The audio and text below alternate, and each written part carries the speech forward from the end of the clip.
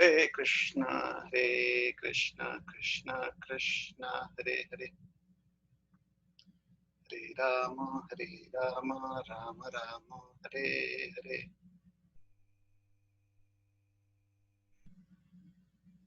Hare Krishna.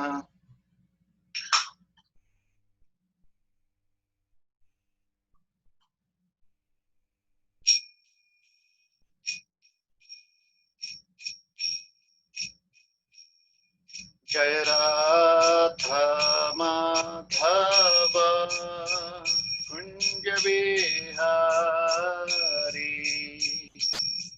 Jaya Radha Madhava Kunja Bihari, Jaya Gopi Jana Vallabha Girivardhari, Jaya Gopi Jana Vallabha Girivardhari, Yashodanandana Braj Janaranjana, Yashodanandana Braj Janaranjana, Jamuna Tira Vanachari, Jamuna Tira Vanachari, Jaya Radha Madhava Kunj Bihari, Jaya Radha Madhava Kunj Bihari. Hare Krishna, Krishna Krishna, Hare Hare, Hare Rama, Rama Rama, Hare Hare, Hare Krishna, Krishna Krishna, Hare Hare, Hare Rama, Rama Rama, Hare Hare, Hare Krishna, Krishna Krishna, Hare Hare, Hare Rama, Rama Rama, Hare Hare. Jaya Prabhupada, Prabhupada, Srila Prabhupada,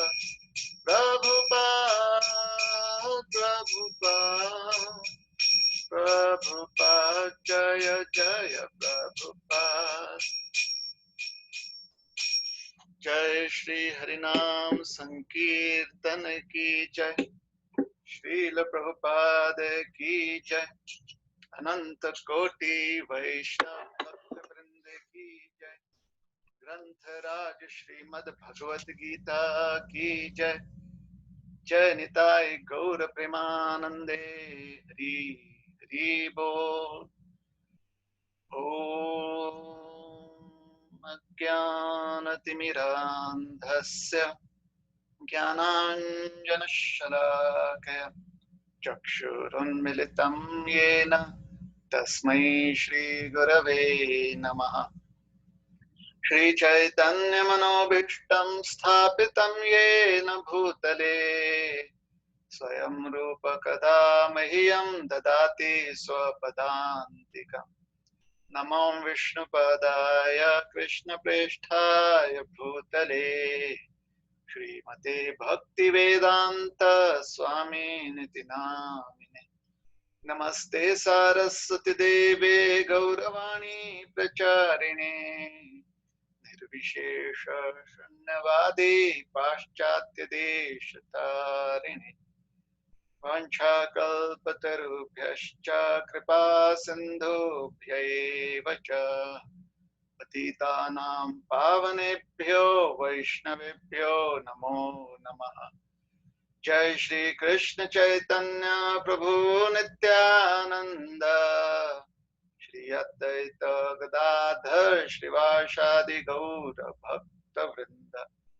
हरे कृष्णा कृष्णा कृष्णा हरे हरे, हरे राम राम राम हरे हरे।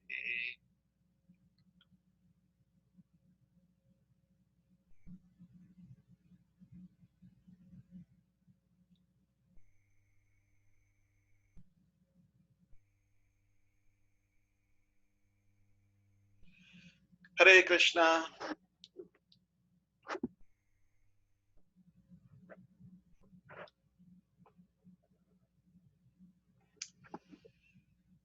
तो सारे भक्तों का स्वागत है। बहुत दिनों बाद हम लोग अपने भगवद गीता क्लास फिर से उपस्थित हैं और आज हम भगवद गीता अध्याय 7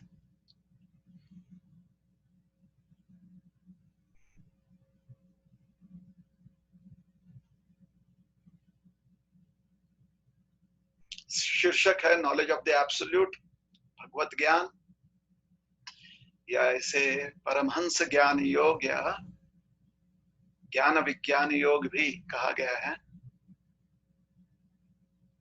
परमहंस विज्ञान योग या ज्ञान विज्ञान योग भी कहा गया है। श्लोक क्रमांक 4 से चर्चा कर रहे हैं। 4 और श्लोक क्रमांक 5 पर भी आज चर्चा करने का प्रयास करेंगे। भूमिरापो नलो वायुः खं मनो बुद्धिरेव च अहंकार इति अम्मे भिन्ना प्रकृतिरष्टधा। भूमिरापो नलो वायुः खं मनो बुद्धिरेव च अहंकार इति अम्मे भिन्ना प्रकृतिरष्टधा। भूमिरापो नलो वायुः खं मनो बुद्धिरेव च अहंकार इति अम्मे भिन्ना प्रकृतिरष्टधा।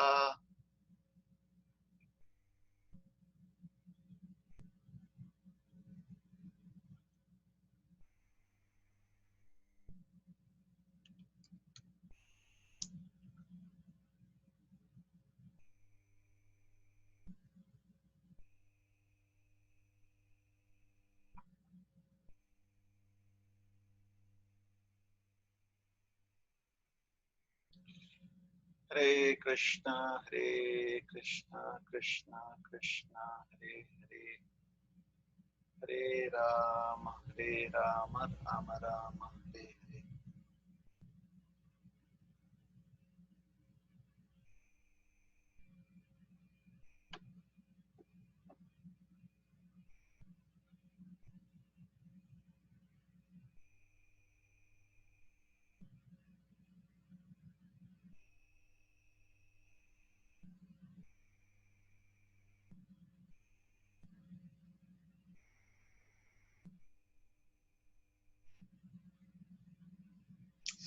अनुवाद। पृथ्वी, जल, अग्नि, वायु, आकाश, मन, बुद्धि तथा अहंकार, ये 8 प्रकार से विभक्त मेरी भिन्ना अपरा प्रकृतियां हैं।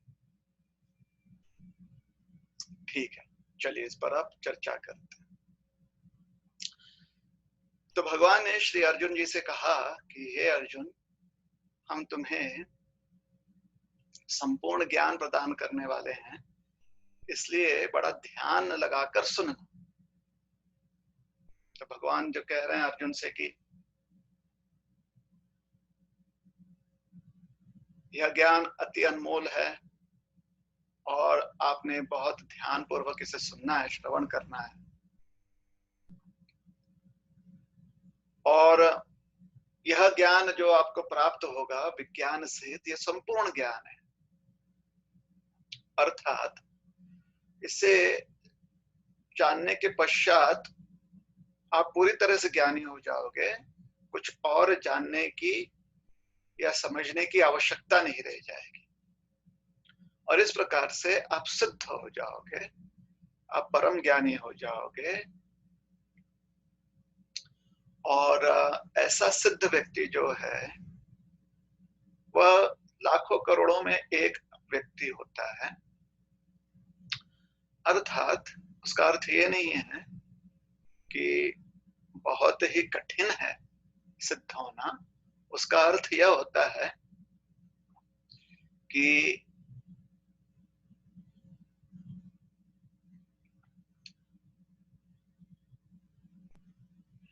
यह जो दुर्लभ अवसर प्राप्त है, कितना बहुमूल्य है, कितना अनमोल है यह अवसर। तो भगवान अर्जुन जी को और हम सभी श्रोतागणों को प्रेरित करना चाहते हैं कि ये जो ज्ञान है, जो कि आगे चलकर हमें पता चले कि भगवान जो है अपने वैभव, ऐश्वर्य और अपने अस्तित्व का संपूर्ण ज्ञान अर्जुन जी को प्रदान करने वाले हैं। यह जो ज्ञान है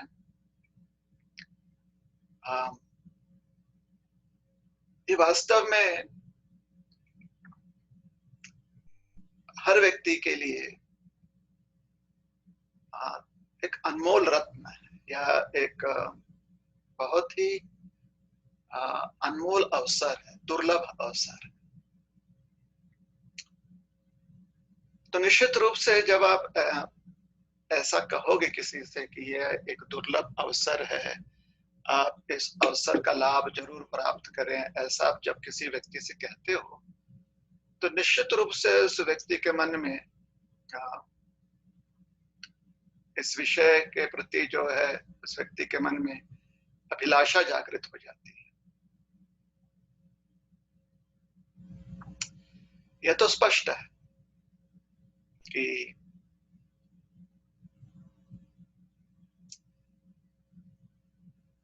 आपकी उत्सुकता जो है यह बढ़ जाएगी। आप जानना चाहेंगे, आप समझना चाहेंगे इसके बारे में और अधिक।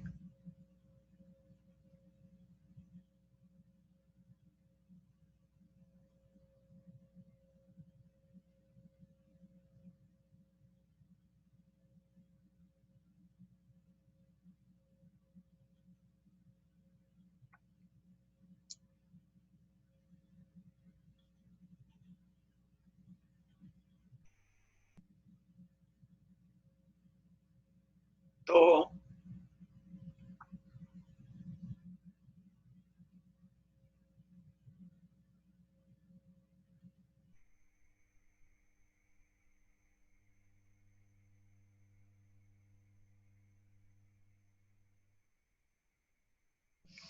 क्षमा कीजिएगा, आज कुछ नया हम लोग ट्रांसमिशन ट्राई कर रहे हैं। फेसबुक पर जो है जूम के द्वारा जा रहा है, तो वही हम देख रहे थे कि ठीक है कि नहीं। तो निश्चित रूप से किसी भी व्यक्ति की जिज्ञासा जो है बहुत जागृत हो जाएगी, या उसकी उत्सुकता कि क्या भगवान कहने वाले हैं, ये जानने की इच्छा होगी। तो अब जब भगवान ने हमारी उत्सुकता को जगा दिया है, तो अब इस श्लोक में वह अपने वैभव का वर्णन कर रहे हैं। भगवान यहां पर कहते हैं इति यम में भिन्ना प्रकृतिर अष्टधा।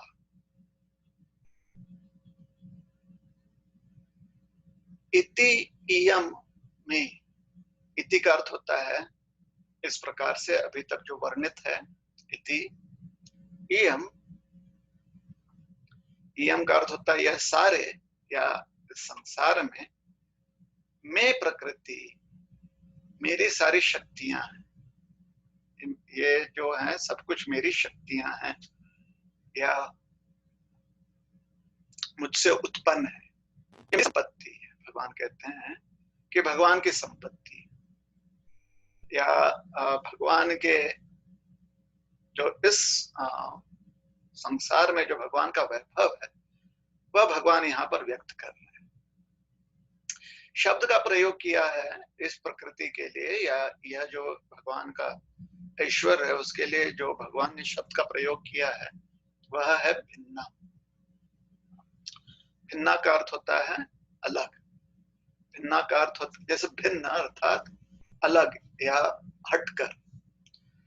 तो भिन्ना प्रकृति, भगवान ये भी कह रहे हैं कि मेरी सृष्टि, और साथ ही साथ कहते हैं कि भिन्ना, कह रहे हैं कि यह सृष्टि जो है मुझसे अलग भी है।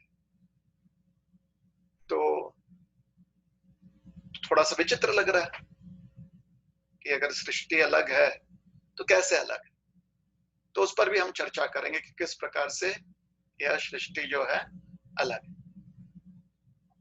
अब पहले देखते हैं कि इस सृष्टि में क्या क्या चीजें हैं जो भगवान कह रहे हैं कि यह सारी जो हैं उनकी शक्तियां हैं।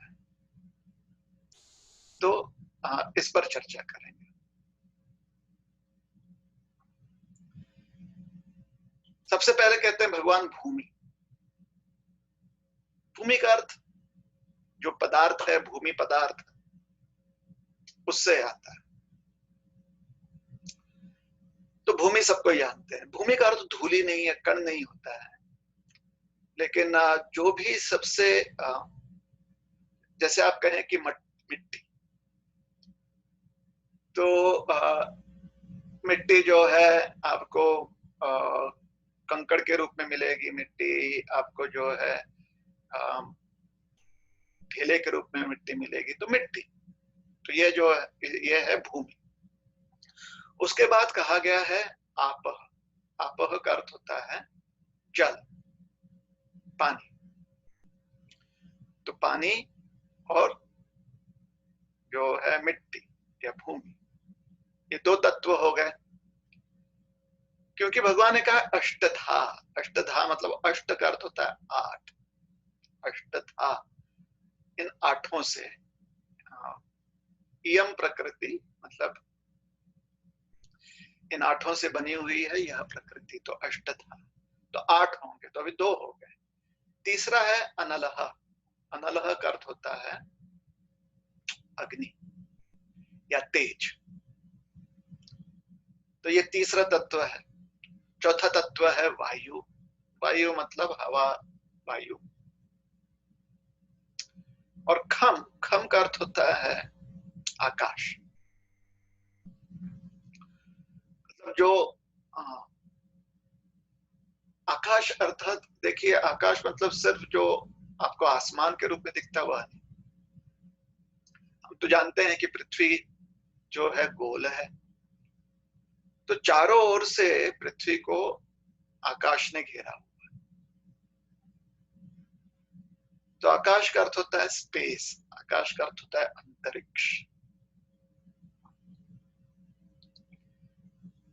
अंतरिक्ष मतलब जहां तक आप देख पाते और उससे परे भी, उसे कहते हैं अंतरिक्ष। एक शब्द का अर्थ होता है आंखें। तो अंतरिक्ष मतलब यहां से लेकर वहां तक, मतलब जहां तक आप देख पाते हो। और हर एक की देखने की क्षमता अलग अलग होती है, और कहां पर स्थित होकर आप देख रहे हो उसके अनुसार आपको जो क्षेत्रफल दिखाई देता है, जो टेरिटरी दिखाई देता है, वो अलग अलग होता है। तो वो सब कुछ आकाश, इसलिए उसे कहा गया अंतरिक्ष।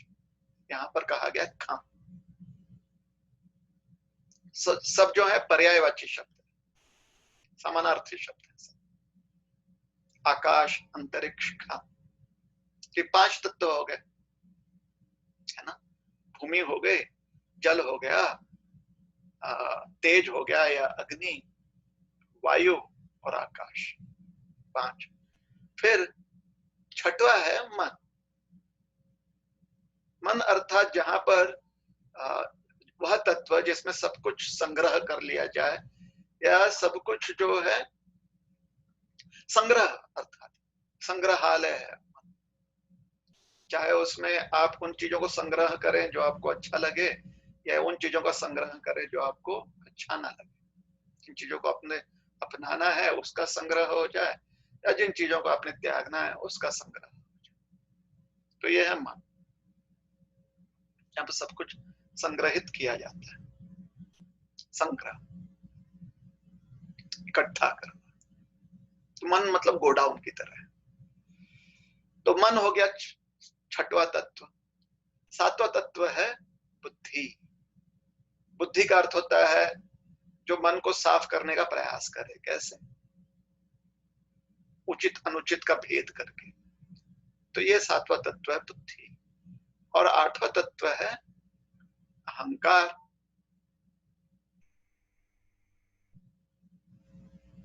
तो भूमि आपो नलो वायु खम, ये सब साथ में जोड़ दिया गया। खम मनः बुद्धि एवच। तो इन सात को एक साथ रखकर और फिर अहंकार इति। तो च अहंकार मतलब एंड, आठों को एक साथ जोड़ा हुआ है। अहंकार च कह सकते थे भगवान, खाली ऐसे भी कह सकते थे भूमि आप नलो वायु खम मन बुद्धि अहंकार। तो च अहंकार का अर्थ होता है एंड, और अहंकार। और हिंदी का और मतलब मन बुद्धि और अहंकार। इति इयम, इति इयम यह सब। इयम शब्द से जो हमारा शरीर है वह भी संबोधित किया जा रहा है, और इयम शब्द से संसार भी संबोधित किया जा रहा है। हम थोड़ी बहुत चर्चा करेंगे और इसके ऊपर विश्लेषण करने का हम प्रयास करेंगे। तो यह 8 पदार्थों से भगवान की प्रकृति बनी हुई है। जिस प्रकृति को, प्रकृति अर्थात भगवान की शक्ति, भगवान का वैभव, है ना। तो इस संसार में भगवान जो है ऐसे इन जो है गुण स्वभाव या स्वभाव गुणों का प्रदर्शन करते हैं। तो ये भगवान का स्वभाव नहीं है, ये भगवान का भिन्न स्वभाव। स्वभाव मतलब आपका जो एक कैरेक्टरिस्टिक होता है। तो जब भगवान कहते हैं मैं प्रकृति, तो कहते हैं कि यही मेरी प्रकृति है, मेरी शक्ति है, या मेरे स्वभाव गुण है, जैसे भी आप समझना चाहें। मतलब भगवान का ये व्यक्तित्व जो है इस संसार में भगवान व्यक्त कर रहे हैं। लेकिन इस व्यक्तित्व के बारे में भिन्ना कहा गया है। तो प्रभुपाद जी बहुत सुंदर रूप से एक प्रवचन में समझाते हैं भिन्ना का अर्थ क्या होता है। वो कहते हैं जैसे कि आजकल रिकॉर्डिंग हो रहा है, जैसे आज आप जो हैं फेसबुक पर हमें देख रहे हैं, यहाँ पर हम जो है जूम के द्वारा कर रहे हैं, तो जूम पर जो है आप हमें देख रहे हैं। किंतु हम बैठे हुए हैं अमेरिका में, हम बैठे हुए हैं वॉशिंगटन स्टेट में, जो यूनाइटेड स्टेट्स ऑफ अमेरिका में है, और आप लोग बैठे हुए हैं भारत में, कुछ हैं औरंगाबाद में, कुछ हैं कहीं और। आपके यहाँ रात्रि है, हमारे यहाँ अभी सुबह हुआ है ना। आपके यहाँ रात के 8:45 बजने वाले हैं, हमारे यहाँ सवेरे का 8:15 बजने वाला है। तो अंतर बहुत है। लेकिन फिर भी क्योंकि आप हमें देख रहे हो अपनी स्क्रीन पर, तो ऐसा प्रतीत हो रहा है कि आप हमें ही देख रहे हो। तो ये जो हमारा स्वरूप आप देख रहे हो मीडिया पर, मीडिया के द्वारा, सोशल मीडिया के द्वारा, या जो ये ट्रांसमिशन हो रहा है डिजिटल मीडिया के माध्यम से, जो आप हमारा स्वरूप देख रहे हो, ये हमारी शक्ति है। लेकिन यह शक्ति हमसे अलग है। अगर आप लोग हमें देख रहे हो तो खाली देख पाओगे, आप हमें सुन रहे हो तो खाली सुन पाओगे। अगर आपको हमसे व्यवहार करना है तो फिर अगर टू वे, मतलब जूम पर या फेसबुक पर आप और हम, ये टू वे अगर ट्रांसमिशन हो जाए तो बातचीत कर सकते हो। आप वहां पर बैठकर बात करोगे, हम यहाँ पर बैठ के बात करेंगे। हालांकि एक ही समय पर बात कर रहे हैं, लेकिन फिर भी हम अलग अलग, आप बात कर रहे हो हमसे जो आप अपने स्क्रीन पर देख रहे हो। वैयक्तिक रूप से आप हमसे बात नहीं कर रहे, हमारे एक परछाई से आप बात कर रहे हो, लेकिन वो परछाई प्रतीत हो रही है कि हम ही। तो देखिए, औरंगाबाद में बैठकर आप हमें देख पा रहे हो, ये जो है जो यंत्र विद्या है उसके माध्यम से हम ये कर पा रहे हैं। प्रभुपाद जी के समय ऐसा नहीं था। प्रभुपाद जी के समय लाइव स्ट्रीमिंग या लाइव ट्रांसमिशन जैसे अभी डिजिटल मीडिया से कर रहे हैं उतना था नहीं, लेकिन वहां पर टीवी के माध्यम से किया जा सकता था।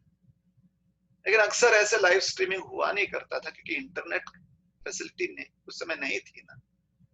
तो खाली जो है अंतरिक्ष में जो टीवी के वेव्स हैं, टीवी के जो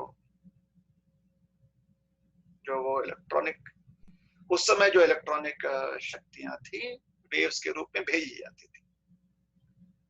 और इतना ही नहीं, अभी हम प्रसारण अगर बंद कर देंगे, ट्रांसमिशन बंद कर देंगे, फिर भी फेसबुक पर आप बाद में भी जाकर आप ये सुन सकते हैं। तो ये रिकॉर्डेड हो गया है, इसका रिकॉर्डिंग कर लिया है किसी ने। तो इसको कहते हैं भिन्ना शक्ति। वो हम ही हैं, कोई और नहीं। इसलिए अगर हम कुछ बोल रहे हैं तो लोग बाद में कहेंगे कि आपने ऐसा कहा था, या कभी कभी लोग जो है रिकॉर्डिंग भी दिखा देंगे, देखिए यहाँ पर आप ऐसा बोल रहे हैं, है ना। तो हम ही हैं, मतलब इसकी ये जो स्वरूप है उसकी जिम्मेदारी हम पर है, उसके लिए हम रिस्पॉन्सिबल है ना। तो ये जो आप उसे परछाई कहिए या ये से कहिए कि ये एक इमेज है, ट्रांसमिशन हो रहा है, प्रसारण हो रहा है, जो भी आप कहिए, ये हमारी हो गई भिन्ना शक्ति, ठीक है। लेकिन हमारी शक्ति तो इतनी सीमित है ना, हमको ये सारे यंत्र, ये सब कुछ व्यवस्था पर निर्भर होना पड़ता है। अभी इंटरनेट कनेक्शन चले जाए या बिजली चली जाए तो सब कुछ बंद ठप पड़ जाए। भगवान जो है इंटरनेट कनेक्शन पर निर्भर नहीं है। भगवान जब अपने शक्ति का प्रदर्शन करते हैं तो वो इतने भगवान जो हैं इतने विभु हैं, इतने भगवान उनकी इतनी विशाल क्षमता है भगवान की, इतनी प्रचंड क्षमताएं हैं भगवान की कि अपने स्वशक्ति से ही या अपने स्व इच्छा से ही भगवान जो है इसे व्यक्त करते हैं। इसलिए भगवान कहते हैं मैं प्रकृति, मेरी शक्तियां हैं ये। और भिन्ना का अर्थ है कि भगवान से अलग रहते हुए, अलग का अर्थ होता है जैसे हमारी रिकॉर्डिंग हो जाएगी तो हमसे अलग है, उसके बाद हम कुछ और काम करेंगे लेकिन रिकॉर्डिंग जो है अभी भी उपलब्ध है मुझसे। अर्थात वह एक बार हमने कार्य जो सिद्ध कर दिया, उस कार्य को अन्य लोग या हम भी स्वयं उस कार्य को जो है रिकॉर्डिंग के माध्यम से सुन सकते। तो वह हम हैं और साथ ही साथ हम नहीं है, है ना। जैसे आपके सामने हम स्क्रीन पर दिख रहे हैं, हम हैं, लेकिन फिर भी हम नहीं। अगर आप हमें स्पर्श करना चाहो तो स्पर्श नहीं कर पाओगे। आप हमें कुछ भेंट देना चाहो तो आप वो दे नहीं पाओगे। आप हमसे व्यवहार करना चाहो, मतलब अगर आप हमें कुछ भोजन देना चाहते हैं, जलपान करवाना चाहते हैं तो नहीं करवा पाओगे। कुछ व्यवहार संभव है जैसे कि आप हमसे बातचीत कर सकोगे, इत्यादि इत्यादि इत्यादि। तो ये जो होता है इसे कहते हैं इनडायरेक्ट, मतलब प्रत्यक्ष रूप से ना होते हुए भी अप्रत्यक्ष रूप से हम वहां पर। तो इसलिए भगवान इस प्रकृति को भिन्ना प्रकृति कहते हैं, है ना। तो उनकी प्रकृति है, उनकी शक्ति है, उनकी क्षमताएं हैं, लेकिन क्योंकि उनसे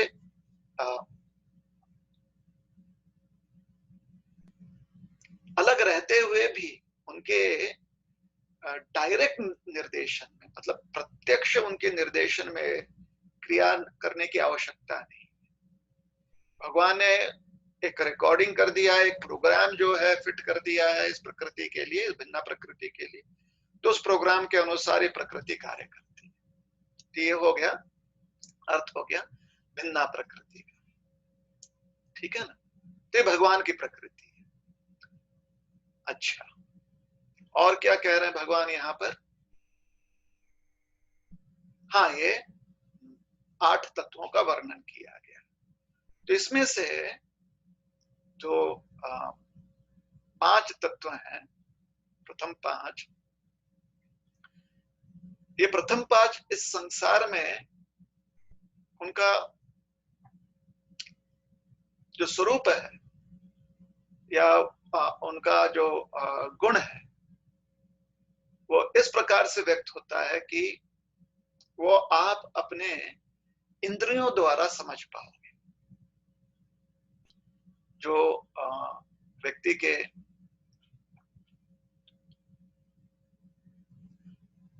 क्योंकि हमने शरीर धारण किया हुआ है, तो शरीर के जो इंद्रियां हैं, उन इंद्रियों द्वारा हम उससे संपर्क कर पाएंगे इन 5 तत्वों से। कौन से 5 तत्व हैं ये? भूमि, जल, तेज, आकाश और वायु। और उसका कारण यह है क्योंकि इन 5 तत्वों का एक सूक्ष्म जो अस्तित्व है वो होता है। जैसे भूमि का एक सूक्ष्म अस्तित्व होता है गंध। तो जहां पर भी जो है, जैसे आप देखेंगे कि हर मिट्टी, जैसे मुल्तानी मिट्टी हो, नदी की मिट्टी हो, तालाब का मिट्टी हो, खेत की मिट्टी हो, उसका एक गंध होता है। तो इसे संस्कृत भाषा में या जो तत्व भाषा होती है उसमें कहा जाता है गंध, तन मात्रा कहा जाता है। तन मात्रा अर्थात मात्राएं, मतलब गिनना, गिनती जिसकी की जा सकती है, गणना हो सकती है, उसे कहते हैं मात्रा। तो तत्मात्राएं अर्थात जो तत्व से संबंधित हो। तो तत्व क्या है? भूमि। भूमि का संबंध जो है सूक्ष्म रूप से गंध से होता है। जहां पर गंध है वहां पर भूमि का अस्तित्व होता है। तो सृष्टि की जहां पर निर्मिति होती है उसमें समझाया गया, ये थोड़ा सा टेक्निकल ज्ञान है, कि गंध से भूमि का अस्तित्व आता है। भूमि का मतलब हम ये नहीं कह रहे कि धरती, मिट्टी कह रहे। तो ये मिट्टी सिर्फ हमारे ग्रह पर नहीं है ना, तो ये मिट्टी अन्य ग्रहों में भी है ना। तो खाली अपने आप से संबंधित विचार मत कीजिए, थोड़ा सा व्यापक भी कभी कभी हमें विचार करना पड़ेगा। जब सिर्फ अपने तक ही विचार सीमित कर देते हैं तो उससे हमारी दृष्टिकोण थोड़ी अलग हो जाती है, और वो अलग दृष्टिकोण क्या होती है उसकी भी हम चर्चा करेंगे। अभी थोड़े से व्यापक रूप से चर्चा करें, मतलब थोड़ा सा अपने बुद्धि को आप जिसे कहते हैं ना, थोड़ा सा खोल कर रखे, मतलब ओपन माइंडेड हो जाइए। तो गंध से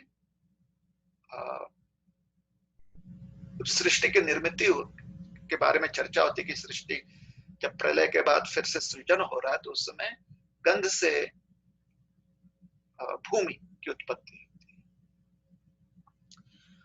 तो ये गंध जो है ये तन मात्रा होगी। तो भूमि से इस तन मात्रा के भी अस्तित्व का उल्लेख किया जा रहा है अप्रत्यक्ष रूप में।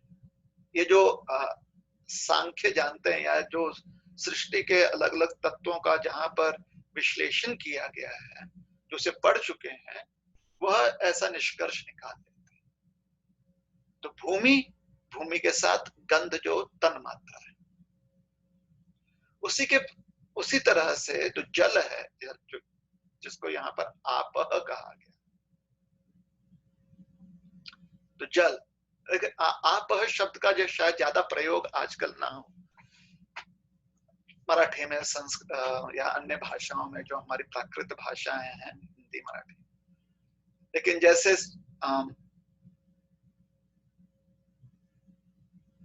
5 नदियों का क्षेत्र, 5 मतलब पंच, और नदी मतलब अब आप जो जल से भरा, तो 5 नदियों का क्षेत्र इसे पंजाब, ऐसे वो 5 नदियों के क्षेत्र को कहा गया था। तो ये शब्द आप शायद अब इतने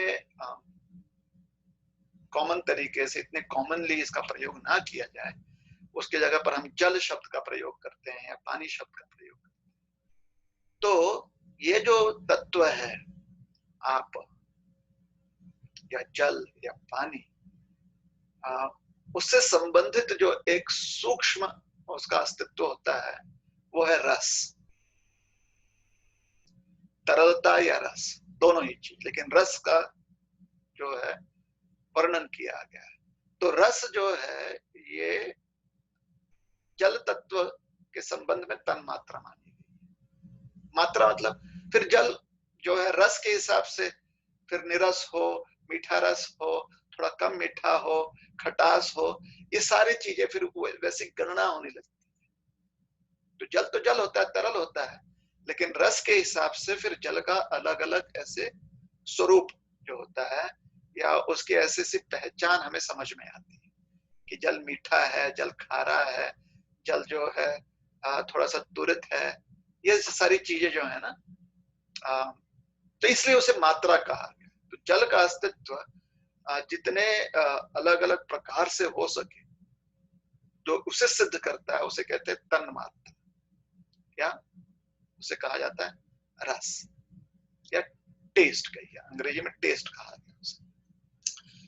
तो व्यापक रूप से जल सिर्फ इसी ग्रह पर नहीं है, अन्य ग्रहों पर भी जल हो सकता है। तो एक व्यापक जो है व्यापकता रखी अपनी समझ में, एक यूनिवर्सल भी अंडरस्टैंडिंग रखी अपनी समझ में।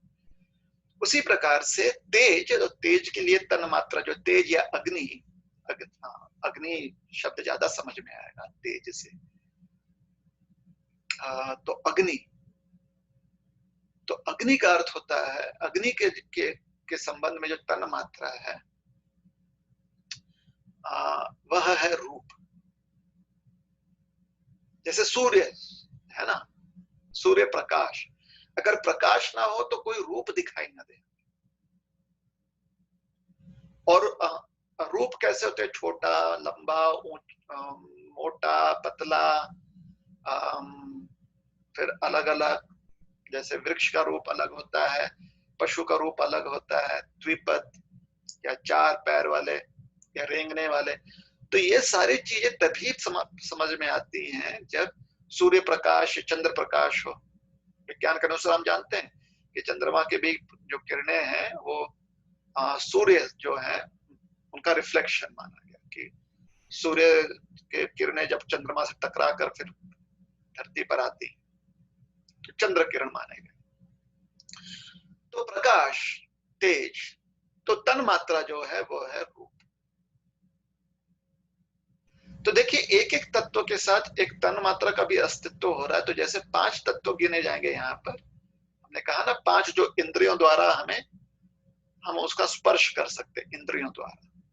सो आंख द्वारा हम रूप देख सकते हैं, आंख द्वारा जो है आंखों पर जब किरणें पड़ती हैं और उन किरणों का आंखों पर जब, या जो नयन होते हैं, जो नेत्र होते हैं, उस पर जब परिणाम होता है तो उससे रूप समझ में आता है। तो आंखों द्वारा हम स्पर्श कर सकते हैं, आंखों द्वारा हम किस तन मात्रा से संबंध आ जाता है, रूप के, और दिखता क्या है, फिर अग्नि तत्व दिखाई देता है। ठीक है, तो ये संबंध है। तो ऐसे 5 तत्व यहाँ पर समझाए गए हैं जो हमारी इंद्रियों द्वारा हमें समझ में आती है, या इंद्रियों द्वारा हम उसे देख पाते हैं या उसे समझ पाते हैं अपनी इंद्रियों द्वारा। तो चौथा तत्व क्या है, चौथा तत्व है वायु। और वायु के संबंध में जो तन मात्रा है वह है स्पर्श। तो स्पर्श से वायु की उत्पत्ति होती, ये सृष्टि की निर्मित के समय का इस प्रकार से प्रोसेस है। तो स्पर्श से वायु, उसके बाद रस से जल, फिर रूप, रूप से अग्नि, ऐसे तत्वों का जो है तन मात्रा से जो जड़ तत्व है उनका प्राकट्य। तो ये अग्नि हो गया। हम जानते हैं कि सूर्य, अन्य जितने भी जिसे तारांगण माना गया है, तारे माने गए, आधुनिक विज्ञान के अनुसार ये सब जो है स्वप्रकाशित है ना। तो इसका अर्थ है उनका एक प्रकाश, उनका एक तेज है, अग्नि स्वरूप है। चलिए, सूर्य को भी हम जानते हैं, और पृथ्वी पर तो हम जानते हैं कि सूर्य की किरण जब जल में या काष्ठ में, मतलब वृक्षों में जब वो केंद्रित हो जाती है तो फिर वहां से अग्नि प्रकट किया जाता है। ये सब हम जानते हैं। यहाँ की दो पत्थर को भी, पत्थरों में भी जो है यह अग्नि सुप्त रूप में होती है, और दो पत्थरों को अगर आप टकराएं तो कुछ समय के बाद उसमें से भी अग्नि प्रज्वलित होता है, स्पार्क्स आते हैं। तो यहाँ पर इस ग्रह पर भी हम अग्नि तत्व को देख सकते हैं, हम जानते हैं। अब चौथा हो गया वायु। वायु तो इस ग्रह पर भी सर्वत्र है, पूरा वो जो वायुमंडल है, मतलब पूरा अंतरिक्ष जो है वायु से भरा हुआ है। स्पर्श, तो वायु ठंडा है, गर्म है, सुंदर है, जो भी है, स्पर्श द्वारा हमें समझ में।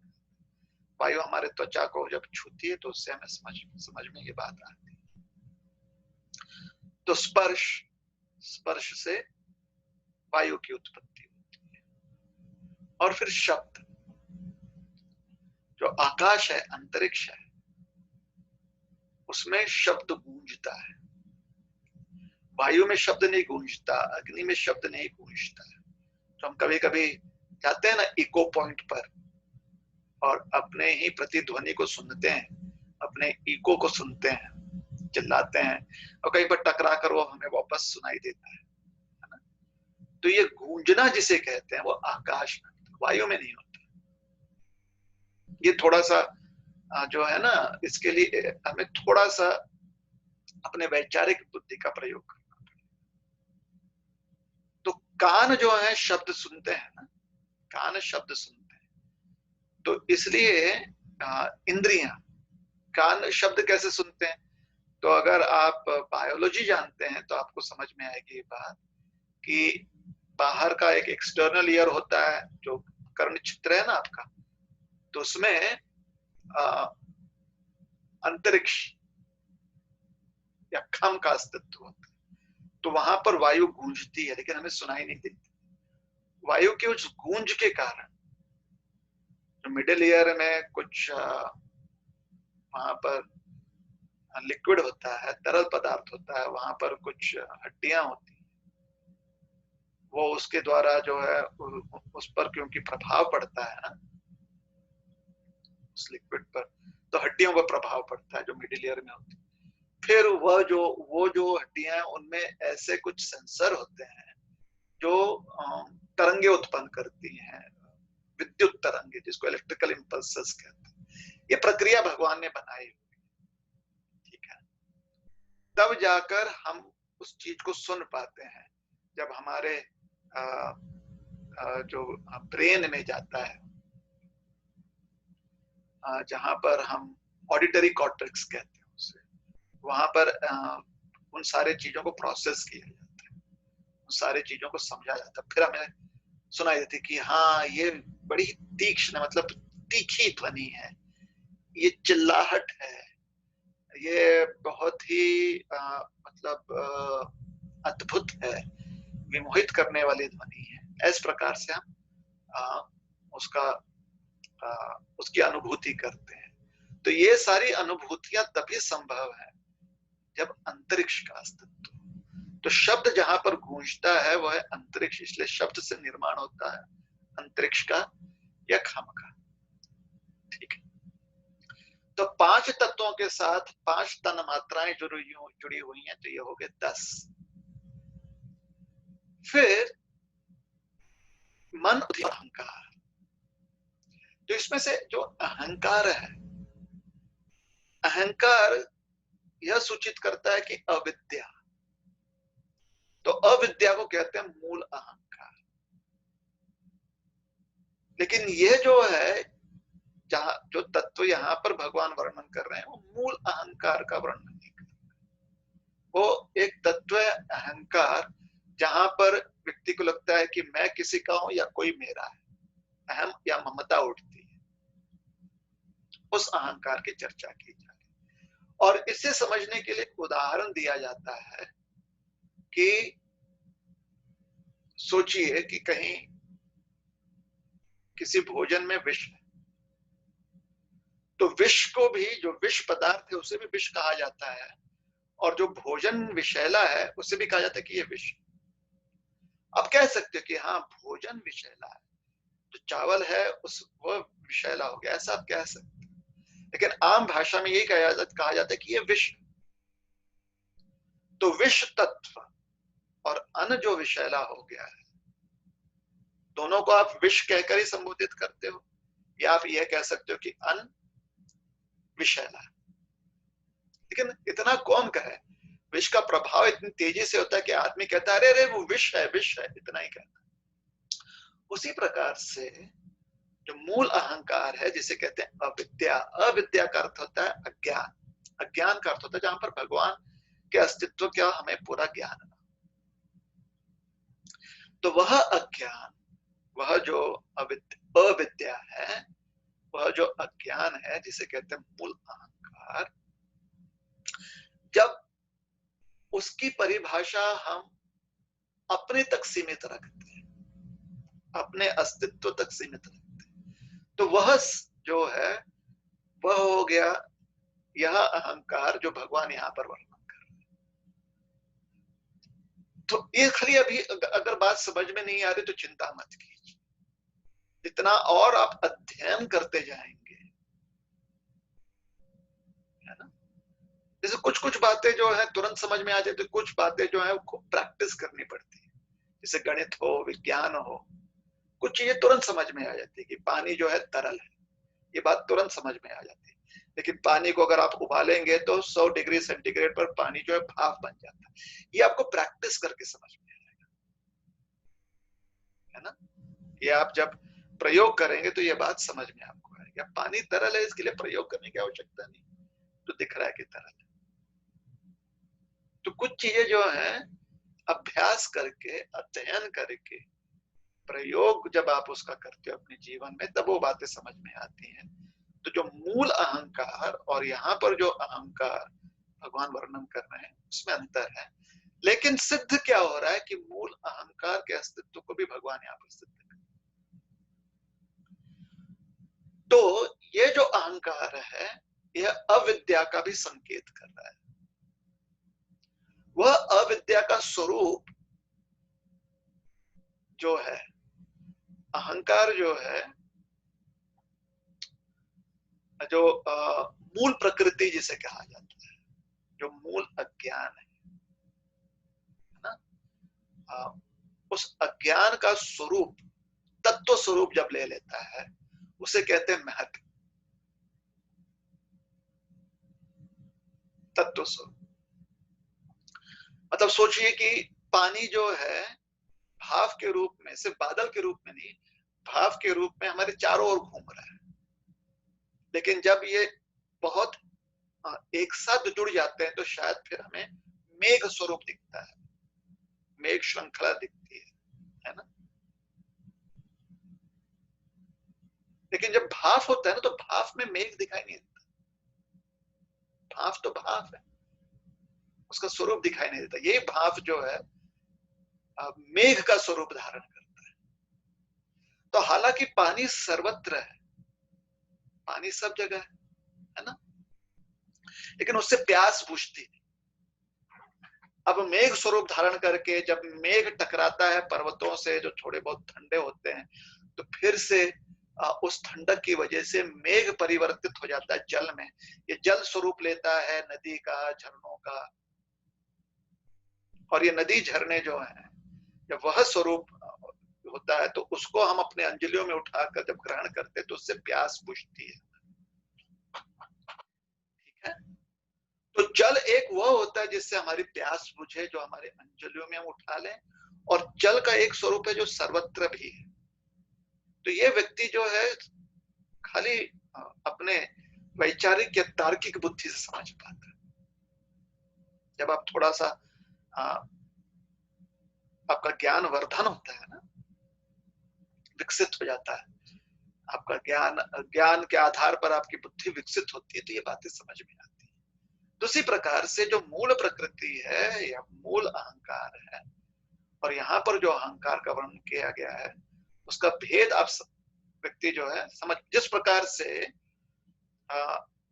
तत्वों से तन मात्राओं का भी संकेत होता है, उसी प्रकार से यहाँ पर जो अहंकार तत्व समझाया गया उससे संकेत किया जा रहा है एक सूक्ष्म,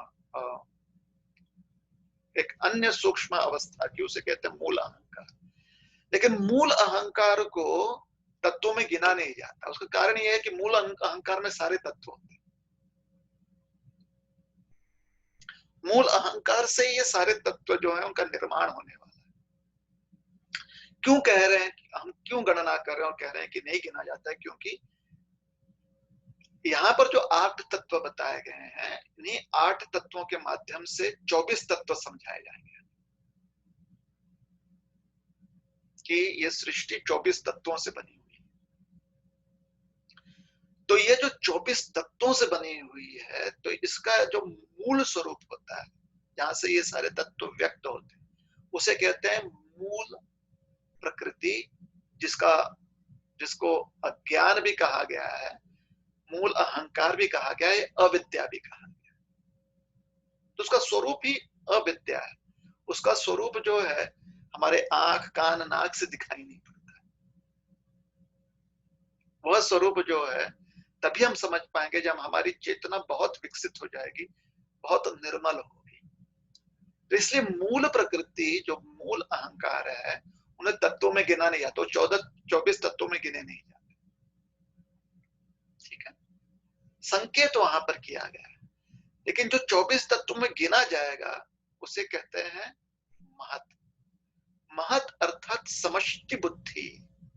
बुद्धि का अर्थ क्या होता है? बुद्धि जो है भेद करती है। तो जहां पर भी भेद हो वहां पर गिनती होती है ना। जहां पर भी भेद है वहां पर गिनती होती है, तभी ना भेद होगा कि 1 और 1 2, और 2 में से 1 घटा तो 1। गिनती, जहां पर भेद है कि ये 1 आम, ये 2 आम मिलकर 3 आम, या फिर ये 3 आम जिसमें से 1 हमने किसी को दे दिया तो बचे 2 आम। तो गिनती, भेद, ये बुद्धि। बुद्धि अर्थात इस प्रकार से भेद करना जो समझते। मन अर्थात संग्रह करना। खाली संग्रह में गिनती नहीं होती। संग्रह में क्या होता है? खाली जोड़ना। तो आप जोड़ते जाते हो, उसको इकट्ठा करते जाते हो, इकट्ठा करते जाओ। गिनती होती भी होगी, नहीं भी होती होगी, लेकिन मन संग्रह में कोई फर्क नहीं पड़ता है। जैसे सोचिए, आप किसी चीज का संग्रह कर रहे हो, चाहे वो एक एक पदार्थ ही क्यों ना। सोचिए आप मोतियां संग्रहित कर रहे हो, मोतियां जो है मोतियों का संग्रह कर रहे हो, आप पैसों का संग्रह कर रहे हो। तो संग्रह करते हुए पहले आप सब कुछ जोड़ देते हो, मतलब इकट्ठा कर लेते हो, फिर बाद में आप गिनती करोगे। तो संग्रह करना या मन का जो है मन की क्रिया होती है, और भेद करना, गिनती करना, ये बुद्धि की क्रिया होती है। तो समष्टि बुद्धि अर्थात वहां पर भेद हो। तो मूल प्रकृति का जब भेद हो जाता है, जब उसमें भेद दिखने लगते हैं, अलग अलग तत्व दिखने लगते हैं, तो उसी मूल प्रकृति को कहा जाता है महत तत्व। और क्योंकि यहाँ पर अलग अलग तत्व दिख रहे हैं, इसलिए महत तत्व को तत्वों में गिना जाता है। तो अभी तक क्या क्या हो गए? हमारे पास 5 तत्व मुख्य हो गए। भूमि, आप, अनल, वायु, खम, ये 5 हो गए। बुद्धि और अहंकार, ये 2 भी हमने चर्चा की। बुद्धि से संकेत क्या मिल रहा है हमें? मूल प्रकृति का। लेकिन मूल प्रकृति को हम गिनेंगे नहीं। ठीक है, तो बुद्धि और अहंकार और ये 5 तत्व 7 हो गए, है ना। फिर तन मात्र हमने 5 और गिने थे। कौन कौन से? शब्द, स्पर्श, रूप, रस और गंध, ये 5 तो 5 तत्व जिनके साथ तन मात्रा जुड़े हुए हैं, तो 5 5 10 हो गए। फिर बुद्धि 11, अहंकार 12। तो अभी तक 12 की गिनती हो गई। अहंकार से संकेत मिलता है मूल प्रकृति का, लेकिन उसकी गिनती नहीं करेंगे, जैसे अभी तक 12 ही है। और बुद्धि से संकेत मिलता है महत का।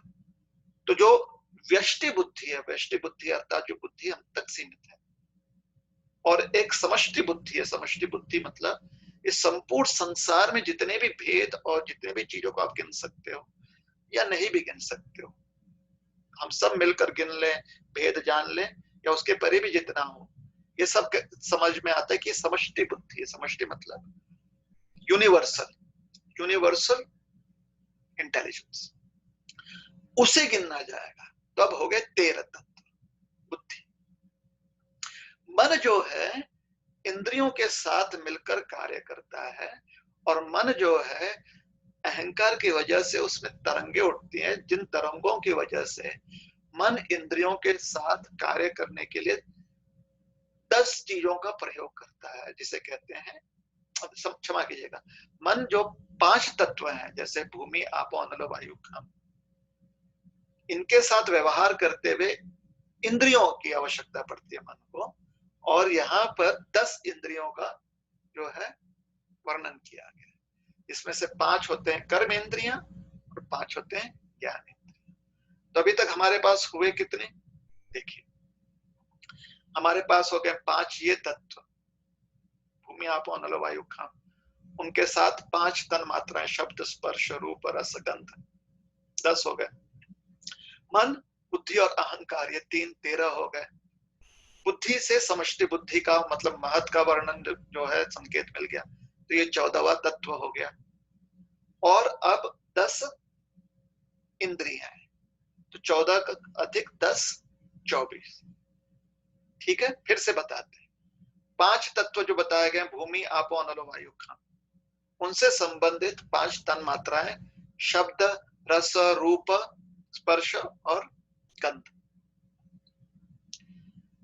ये 5 5 10 हो गए। फिर और 3 तत्व हो गए, मन बुद्धि और अहंकार।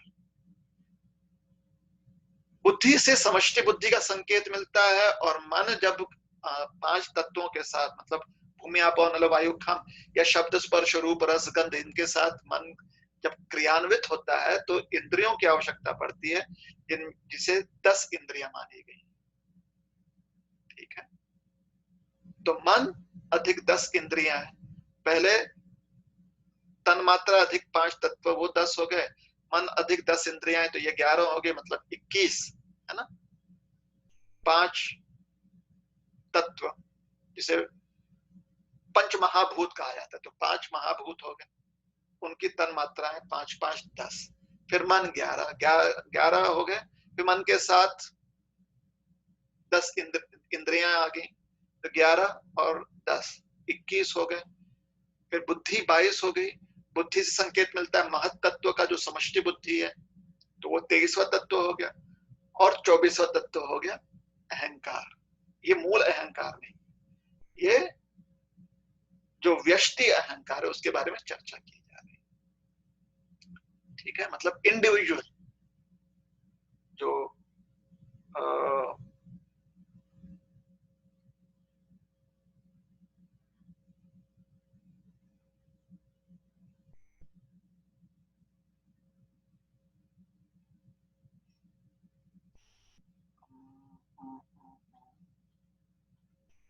देखिए ईगो, जिसे ईगो कहते हैं। हाँ,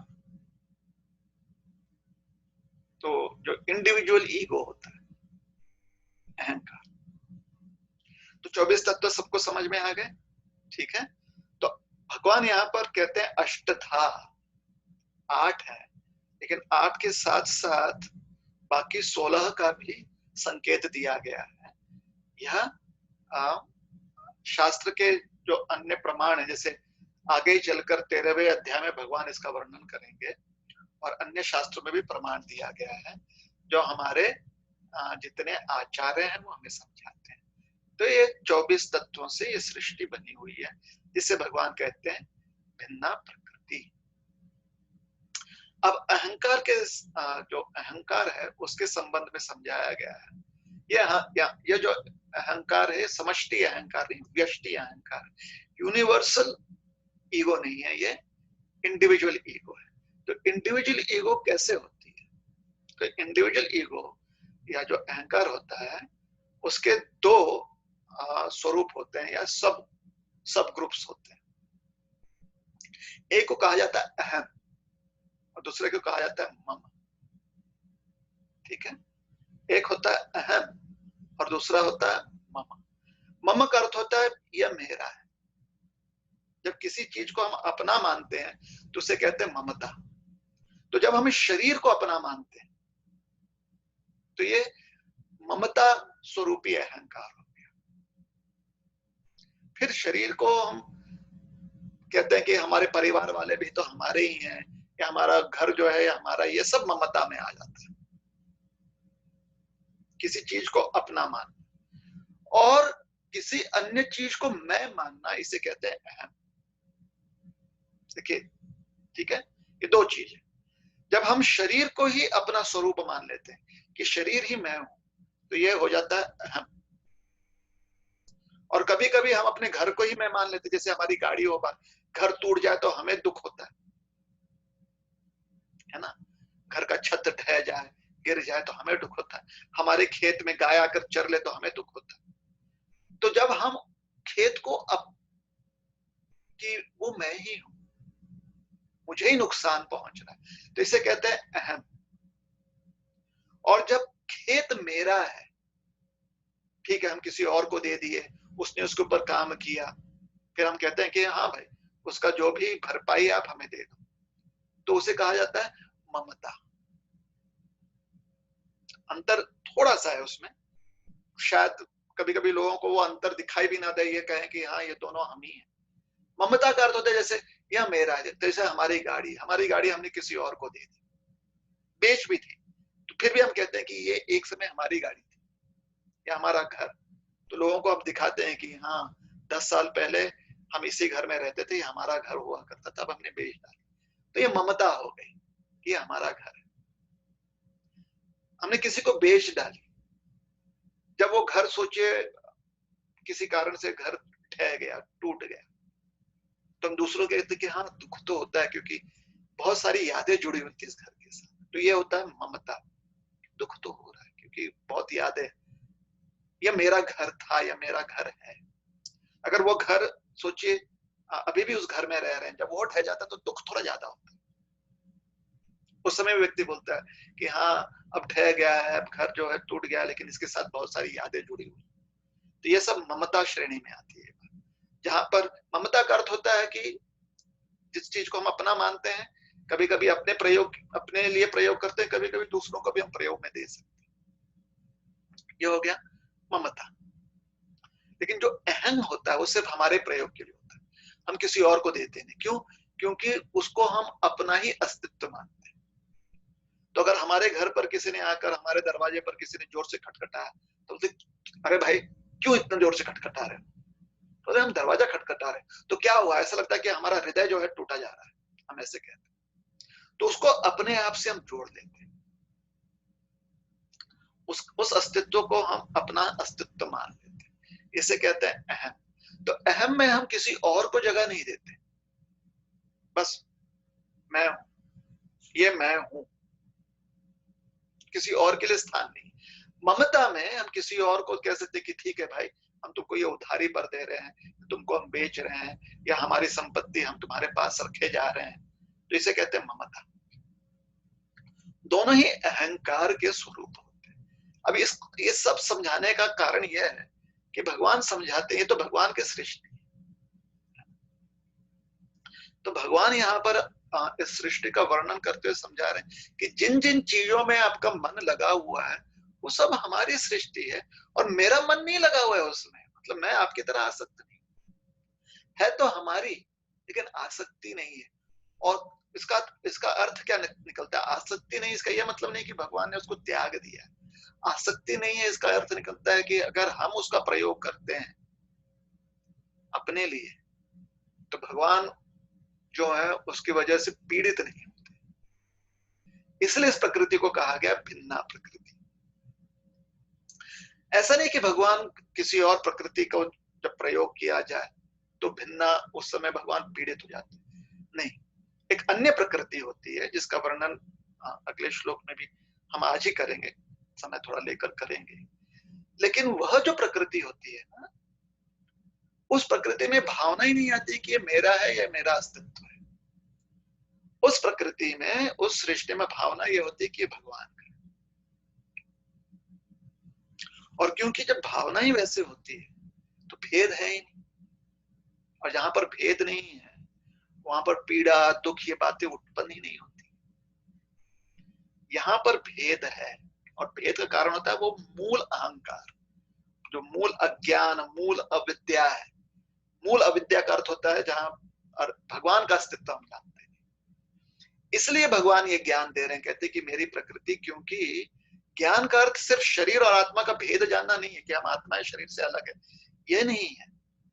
ज्ञान का अर्थ होता है शरीर और आत्मा दोनों के स्रोत भगवान, यह ज्ञान होता है।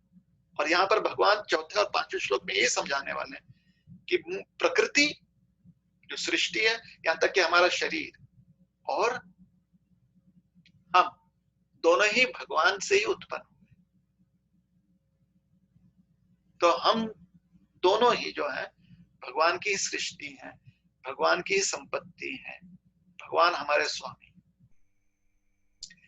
तो प्रकृति के लिए भिन्ना प्रकृति शब्द यूज किया गया, का प्रयोग किया भगवान ने यहाँ पर।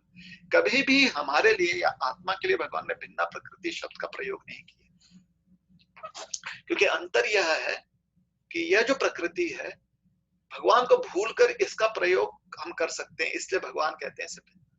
तो सोचिए किसी और की संपत्ति हो और हम उसका प्रयोग करें और उनसे उनको न मानते हुए, तो संभव नहीं है ना। विशेष करके वो व्यक्ति बहुत अगर सक्षम व्यक्ति है, शक्तिशाली व्यक्ति, तो संभव नहीं। अगर हमारी संपत्ति का प्रयोग करें और हम आपसे ज्यादा सक्षम हो, हमसे पूछे बिना, हमें माने बिना, ये संभव नहीं। आप कैसे कर पाओगे? नहीं कर पाओगे। लेकिन वही हमारे साथ आपकी मित्रता हो, प्रेम हो, तो हमारी संपत्ति जो है उसका प्रयोग करने की आपको अनुमति दे देते हैं। तो भगवान का हमसे प्रेम है, हम भगवान को भूल गए, इसलिए ये प्रकृति जो है भिन्ना प्रकृति कही गई, जिसका हम प्रयोग कर सकते हैं भगवान को भूल कर। किस लिए प्रयोग करेंगे हम?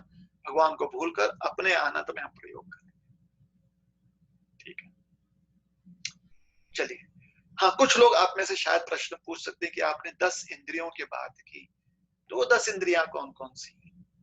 फिर थोड़ा सा उस समय कर लेना चाहिए था, क्यों नहीं किए? हमारी थोड़ी सी गलती हो गई, क्योंकि आगे पीछे जा रहे हैं। फिर से एक तत्व, एक विषय का वर्णन करते हुए दूसरा विषय उसमें लेकर आ रहे हैं, इसके लिए हम माफी चाहते हैं, लेकिन अभी कर देते हैं।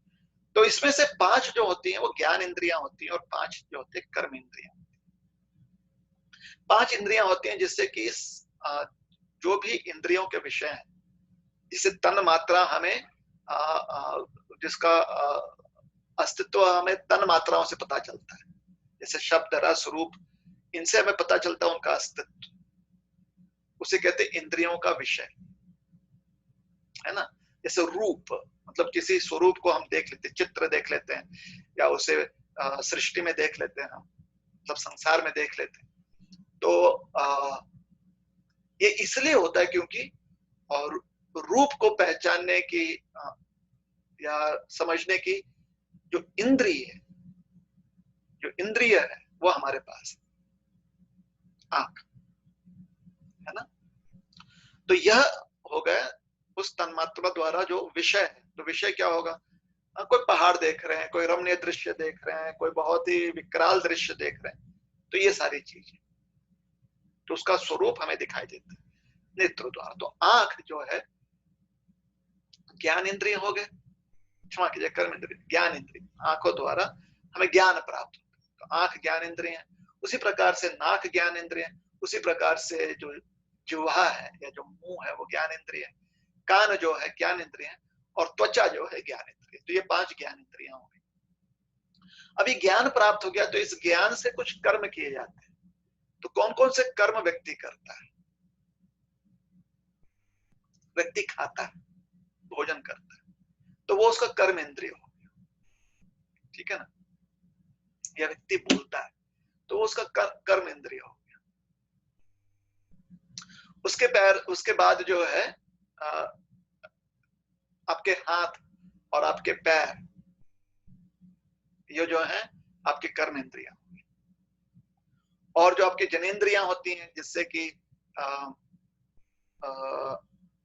संतान उत्पत्ति हो या जो मल मूत्र त्यागते हैं, तो ये कर्म इंद्रियां होगी। तो ये क्रियाएं जो शरीर करता है, ये कर्म शरीर करता है, ठीक है ना। ज्ञान इंद्रियों द्वारा ज्ञान प्राप्त होते हैं। अब आप बोलेंगे आंखों से तो हम देखते भी हैं, नाक से तो हम सूंघते भी हैं। आप सूंघते हो तो आपको ज्ञान प्राप्त हो रहा है, आप देखते हो तो आपको ज्ञान प्राप्त हो रहा है। लेकिन जब आप भोजन करते हो तो आपको स्वाद के साथ साथ आप क्रिया क्या कर रहे हो, खाने का। आप दांत चबा रहे हो ना, तो जो आप ग्रहण करते हो उसको आप चबा रहे हो, तो ये क्रिया भी होगी। तो स्वाद जो है जिह्वा की क्रिया है, तो इसलिए स्वाद जिह्वा, मुंह जब हम कहते हैं तो जिह्वा द्वारा हमें स्वाद प्राप्त होता है, तो ज्ञान इंद्रिया हो गई वो। लेकिन हम जिस भोजन को चबाते हैं, चबाने की प्रक्रिया, या जब हम बोलते हैं, तो ये जिह्वा जो है जब बोलने की क्रिया करती है, तो यहाँ पर हो गई कर्म इंद्रिय। उसी प्रकार से मल मूत्र त्यागने के लिए जब इंद्रियों का प्रयोग करते हैं, तो ये क्रिया है, यहाँ पर कोई ज्ञान प्राप्त नहीं हो रहा, इसलिए कर्म इंद्रियां हो गई। चलते हैं पैरों द्वारा तो ये कर्म इंद्रियां हो गई, हाथों द्वारा किसी चीज को पकड़ते हैं तो ये कर्म इंद्रियां हो गई। इससे कुछ ज्ञान नहीं हो रहा है, ज्ञान प्राप्ति नहीं।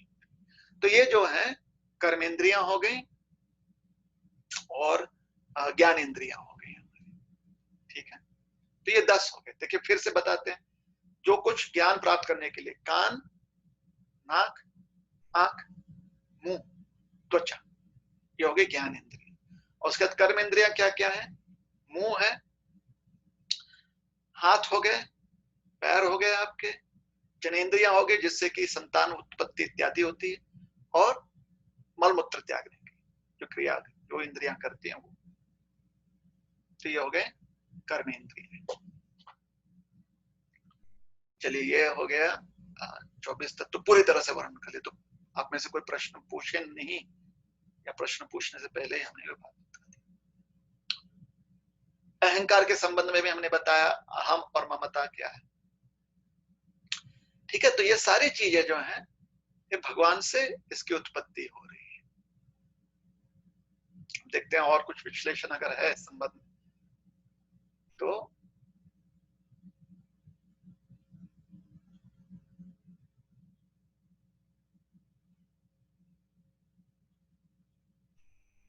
ये सब कुछ जो है, हाँ यहाँ पर और एक चीज जो है कि 5 इंद्रियों जिनको पंच महाभूत कहा जाता है, आप में से बहुत लोग जो हैं शायद सुने भी होंगे। पंच महाभूत ये हो गए भूमि, जल, अग्नि, वायु और आकाश, पंच महाभूत। इससे हमारा स्थूल शरीर बनता है, इसलिए इन तत्वों को स्थूल तत्व भी कहा गया। और मन, बुद्धि, अहंकार ये भी हमारे अस्तित्व का जो है भाग है। मन, बुद्धि, अहंकार को सूक्ष्म तत्व कहा गया। तो स्थूल शरीर और सूक्ष्म शरीर, ऐसे भी कुछ टीकाकार या कुछ जो ज्ञानी व्यक्ति हैं ऐसे भी विभाजन करते हैं कि एक स्थूल शरीर है जो पंच महाभूत से बना हुआ है, और सूक्ष्म शरीर जो है मन, बुद्धि और अहंकार से बना। फिर से हम बताते हैं इस बात को।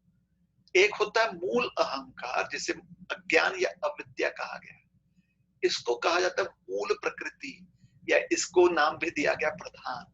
यहाँ पर उसकी चर्चा नहीं की जा रही है, ठीक है ना। यहाँ पर व्यष्टि, जो व्यष्टि अर्थात इंडिविजुअल, जो हमारा शरीर जिससे बना हुआ है उसके बारे में चर्चा की जा रही है। आपका शरीर जिससे बना हुआ उसके बारे में चर्चा की जा रही है। जितने भी लोग श्रवण कर रहे हैं उनका शरीर जिससे बना हुआ उनकी चर्चा की। इस प्रकार से जितने भी 84 लाख योनियों में शरीर है, ये सारे शरीर जो है भगवान कहते हैं भिन्ना प्रकृति अष्टधा इति में, मेरी सृष्टि है, मेरी शक्ति है। ये भिन्ना शक्ति है, इसका प्रयोग आप कर रहे हो मेरे विस्मरण में, मेरा विस्मरण करते हुए आप प्रयोग कर रहे हो, इसलिए इसे भिन्ना प्रकृति कही गई है। तो जब हम व्यष्टि चेतना कहते हैं तो आपकी चेतना हमारी चेतना क्योंकि अलग अलग है ना, तो आपकी व्यष्टि चेतना, आपके इंडिविजुअल कॉन्शियसनेस, आपका जो व्यष्टि जो स्वरूप है, आपका इंडिविजुअल फॉर्म, हमारा इंडिविजुअल फॉर्म, इस प्रकार से।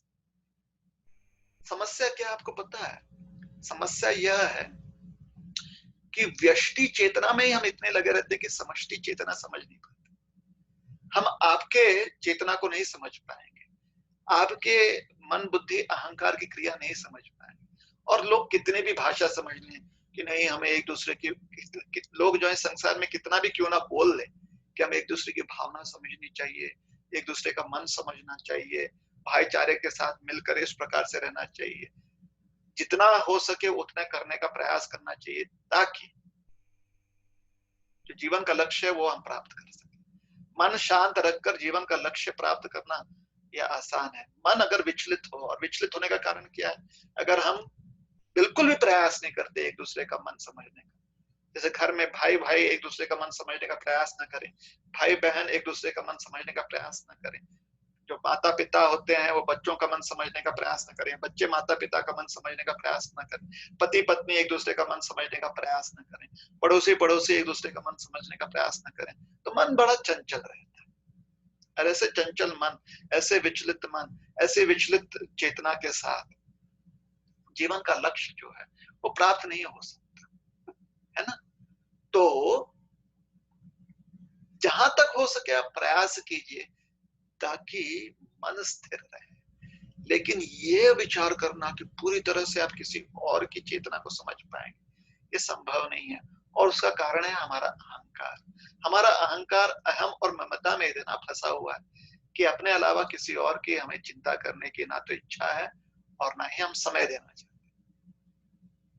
ममतावश हम दूसरे की चिंता कर लेंगे, लेकिन ममता जैसे हमने कहा वो हमारे अस्तित्व से संबंधित, इसलिए समष्टि चेतना संभव नहीं है। तो हम अपने शरीर पर ऐसा विचार कर सकते हैं कि हमारा हक है, लेकिन संपूर्ण विश्व में जितने शरीर हैं, जो प्रकृति है, उस पर हमारा अधिकार है, या ना तो हम विचार कर सकते हैं ना ही संभव। किंतु भगवान यहाँ पर कहते हैं कि जो समष्टि मतलब जितने भी शरीर हैं, स्थूल और सूक्ष्म जो भी तत्व है, वो सब मेरी भिन्ना प्रकृति है। तो यहाँ पर भगवान की जो व्यापकता है या भगवान की जो क्षमता है, कुशल क्षमता, देखिए कुशलता भी यहाँ पर प्रदर्शित हो रही है, ये बात समझ में आती है। इसलिए 7वें अध्याय से भगवान का क्योंकि अस्तित्व हम समझ रहे हैं, तो सब चीज के स्रोत है, सब चीज के नियंता है, इसलिए से भक्ति योग के अंतर्गत माना गया। इसके पूर्व भगवान की इस प्रकार से उनके अस्तित्व का वर्णन नहीं किया गया, इतने स्पष्ट रूप से नहीं किया गया। तो हमारी समस्या की समष्टि चेतना में रहते हुए हमें लगता है कि हम विश्व बंधु हैं। हाँ। बहुत बड़ी जो है ना, सबसे बड़ा ये कहिए कि एक विमोह कहिए या अज्ञान कहिए, बिगेस्ट इल्यूजन, सबसे बड़ा इल्यूजन है संसार, कि अपनी चेतना से बाहर या अपने अस्तित्व से बाहर हम तो वही समझते हैं दूसरों के बारे में जो हम समझना चाहते हैं। तो हमारे सब कुछ हमारे इर्द गिर्द घूम रहा है, और इसे कहते हैं व्यष्टि चेतना, इंडिविजुअल एग्जिस्टेंस। और फिर व्यक्ति सोचता है कि हम विश्व बंधु हैं, और कभी कभी मूर्खतावश तो विचार करता है कि हमसे सब कुछ उत्पन्न हुआ क्योंकि हम ही भगवान हैं। मतलब कितनी मूर्खता है। तो यहाँ पर चौथे श्लोक में, 5वें श्लोक में जो भगवान सिद्ध कर रहे हो यह है कि एक है आप जो व्यष्टि चेतना में लगे हुए हैं, आपका एक स्थूल शरीर, सूक्ष्म शरीर, उससे उसमें ही आप गुंते हुए, और एक है हम जो इस सृष्टि की निर्मित भी हमने किया है। ये अष्टधा जो तत्व और 24 तत्व जो सूक्ष्म रूप से या एक सटल वे में भगवान 24 तत्वों का वर्णन करें 8 तत्वों के माध्यम से, ये सब कुछ उनसे उत्पन्न है, किंतु भिन्न भी है, भिन्ना प्रकृति अष्टधा। तो नियंत्रक है भी, और फिर भी उसके ऊपर अपना जो कंट्रोल है वो जबरदस्ती दिखाते नहीं, हालांकि सब कुछ उनके नियंत्रण में।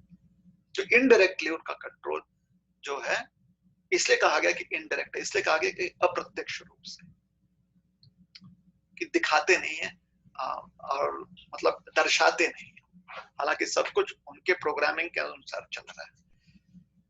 ठीक है ना? तो यह हमारी समस्या है कि व्यष्टि चेतना में ही हम पूरी तरह से, मतलब पूरी तरह से उसमें ही रमे हुए हैं, और कृष्ण भावना में हमारा प्रयास होता है कि इस व्यष्टि चेतना से बाहर निकले, और इस व्यष्टि चेतना से बाहर निकलकर क्या समष्टि चेतना, मतलब क्या यूनिवर्सल कॉन्शियसनेस प्राप्त कर पाएंगे? वो भी संभव नहीं है, क्योंकि यूनिवर्सल कॉन्शियसनेस सिर्फ भगवान प्राप्त कर सकते हैं, इसलिए भगवान आगे चलकर अपना विराट रूप या विश्व रूप या यूनिवर्सल फॉर्म दिखाते हैं, हम और आप नहीं दिखा पाएंगे। किंतु अगर हम भगवान के सेवक हो जाते हैं तो उस व्यक्ति की सेवा कर रहे हैं जो समष्टि चेतना रखता है। समझ रहे हैं आप? मतलब किसी बड़े कॉरपोरेशन में अगर आप काम कर रहे हो तो फिर पूरी तरह से आप आश्रित हो, जिस भी चीज को आप समझना चाहो, समझने की आपकी क्षमता है, और आपके लिए मार्ग भी है, क्योंकि सब कुछ वहीं पर। इसीलिए जो भगवान का सेवक होता है वो पूरी तरह से संतुष्ट होता है, क्योंकि जो जो उसे जानना, समझना, करना है, वो सब करने के लिए उसके पास अवसर होता है, संधि होती है, व्यवस्था भी होती है। तो जो भगवान का सेवक होता है इस प्रकार से विश्वबंधु होता है। ऐसे नहीं है कि उसकी चेतना समष्टि चेतना हो जाती है, वो सिर्फ भगवान के लिए संभव। सूर्यदम सर्वभूता नाम, भगवान सबके सूर्य है, ये संभव है क्योंकि हम सुहृत को जानते हैं, इसलिए सभी के प्रति, सभी के साथ हमारा भी संबंध जुड़ जाता है। ये एक जो है ना बड़ी विशेष बात है। इसलिए भक्ति योग के माध्यम से हम यह सेवा भाव पुनः जागृत करना चाहते हैं। ठीक है, तो चलिए ये हो गया श्लोक क्रमांक 4, उस पर हमने चर्चा की।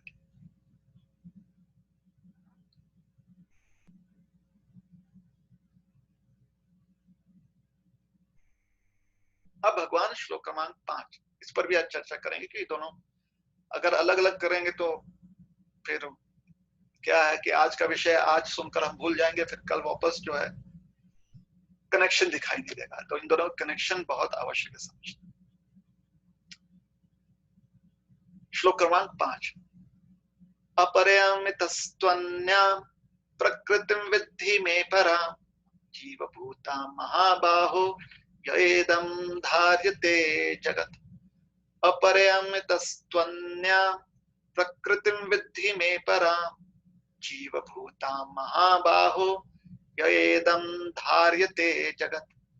अपरिमितस्त्वन्या प्रकृतिं विद्धि मे परा जीवभूता महाबाहो येदं धार्यते जगत्। अनुवाद, हे महाबाहु अर्जुन, इनके अतिरिक्त मेरी एक अन्य पराशक्ति है जो उन जीवों से युक्त है जो इस भौतिक अपरा प्रकृति के साधनों का विदोहन कर रहे हैं।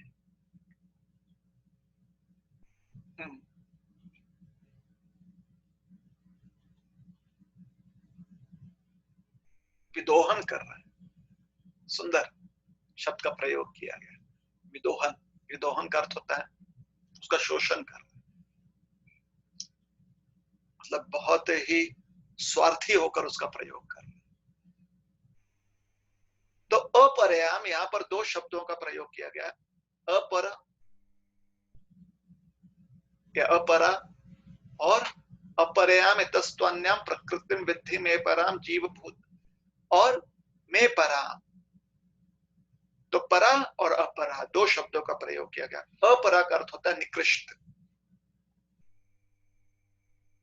निकृष्ट का अर्थ होता है जिसके ऊपर नियंत्रण किया जाता है, और परा का अर्थ होता है श्रेष्ठ। श्रेष्ठ का अर्थ होता है जो किसी चीज के ऊपर हो, तब नियंत्रण कर सकता है।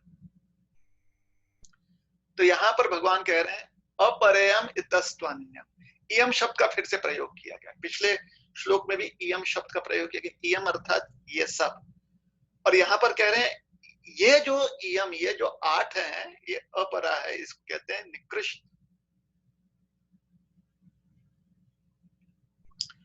तो प्रकृति शब्द का प्रयोग 2 तरह से इस श्लोक में किया गया, एक है अपरा प्रकृति और दूसरी पराम प्रकृति, प्रकृति विद्धि में पराम।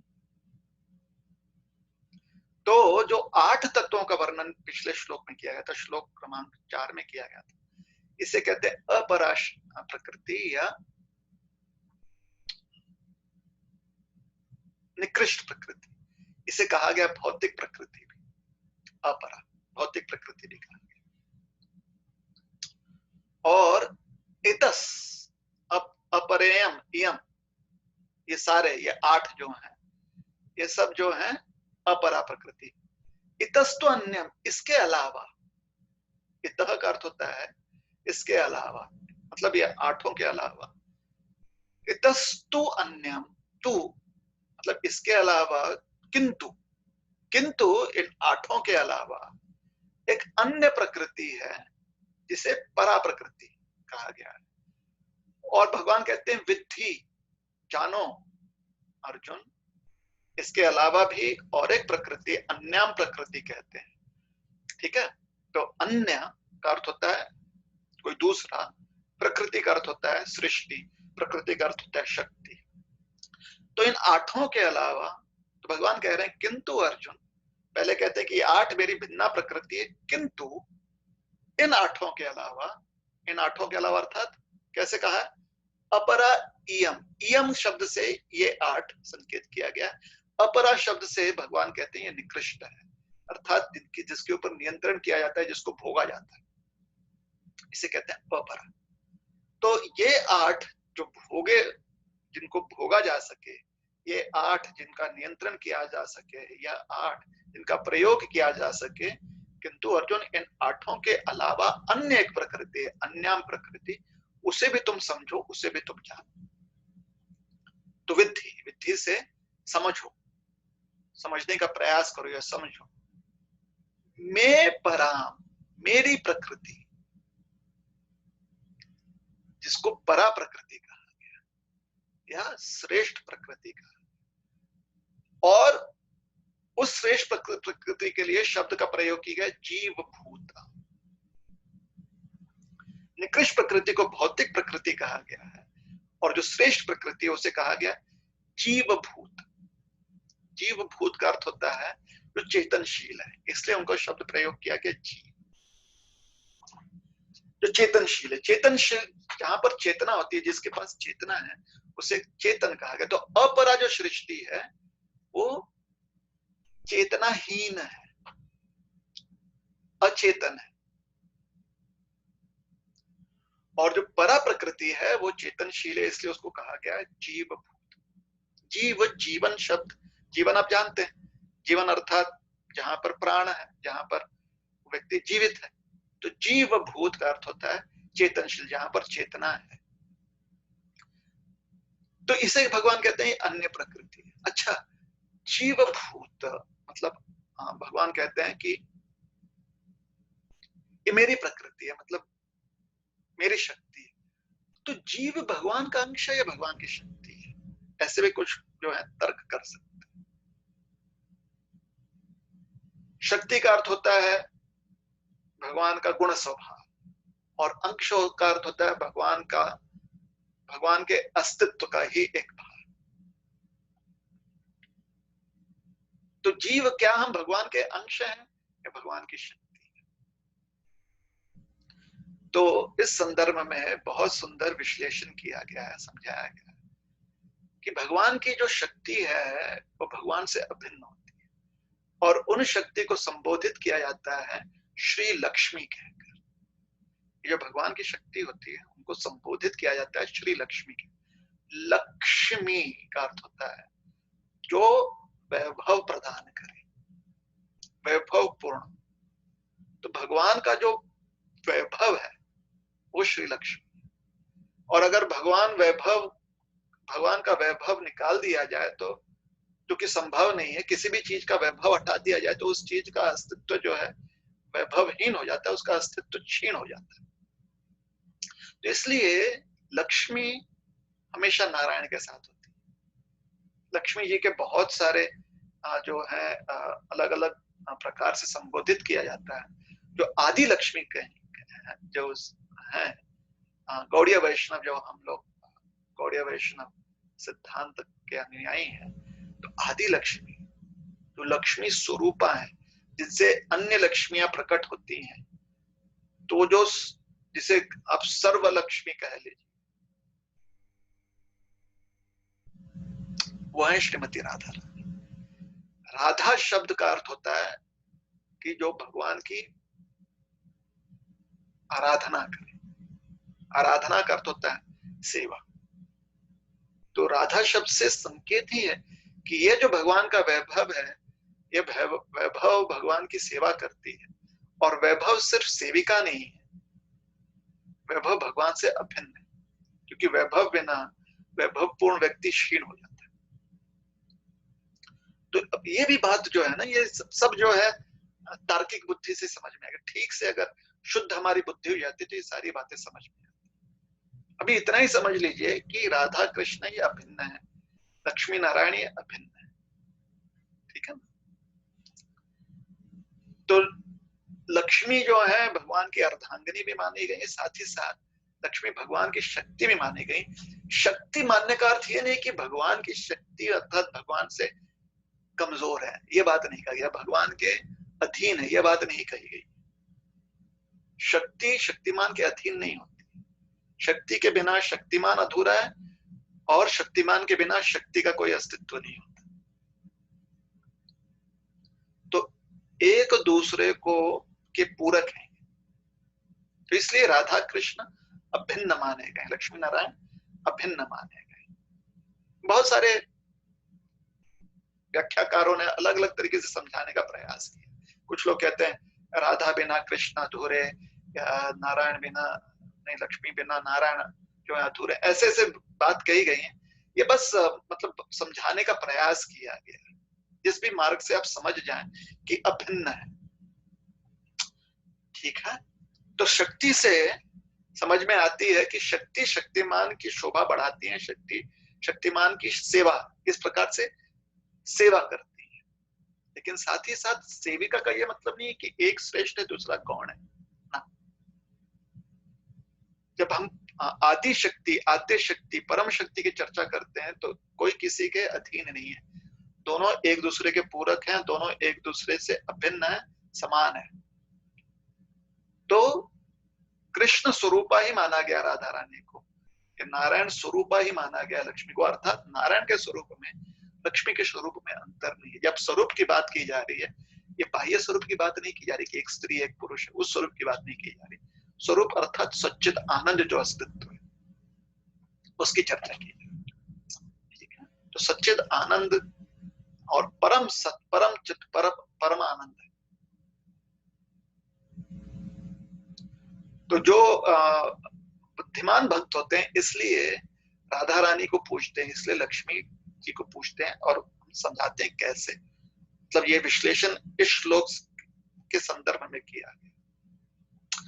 तो क्योंकि लक्ष्मी जी जो है, जो महालक्ष्मी है, सर्वलक्ष्मी है, या जो राधा रानी है, आद्य लक्ष्मी, सीता देवी, जब सीताराम हम कहते हैं तो वही भेद नहीं है।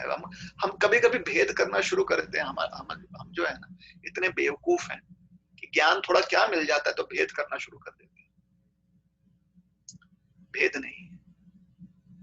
तो जब भी हम प्रभु रामचंद्र जी की चर्चा करेंगे तो वहां पर जो आद्य लक्ष्मी जो स्वरूप है वो सीता देवी के स्वरूप। भगवान कृष्ण का जब चर्चा होगा तो जो आद्य लक्ष्मी है श्रीमती राधा। नारायण स्वरूप में जब भगवान की चर्चा करेंगे तो जो आद्य लक्ष्मी है महालक्ष्मी। महाविष्णु जी की जब चर्चा करेंगे जो आद्य लक्ष्मी जो है वो रमा देवी है। इस प्रकार से ठीक है।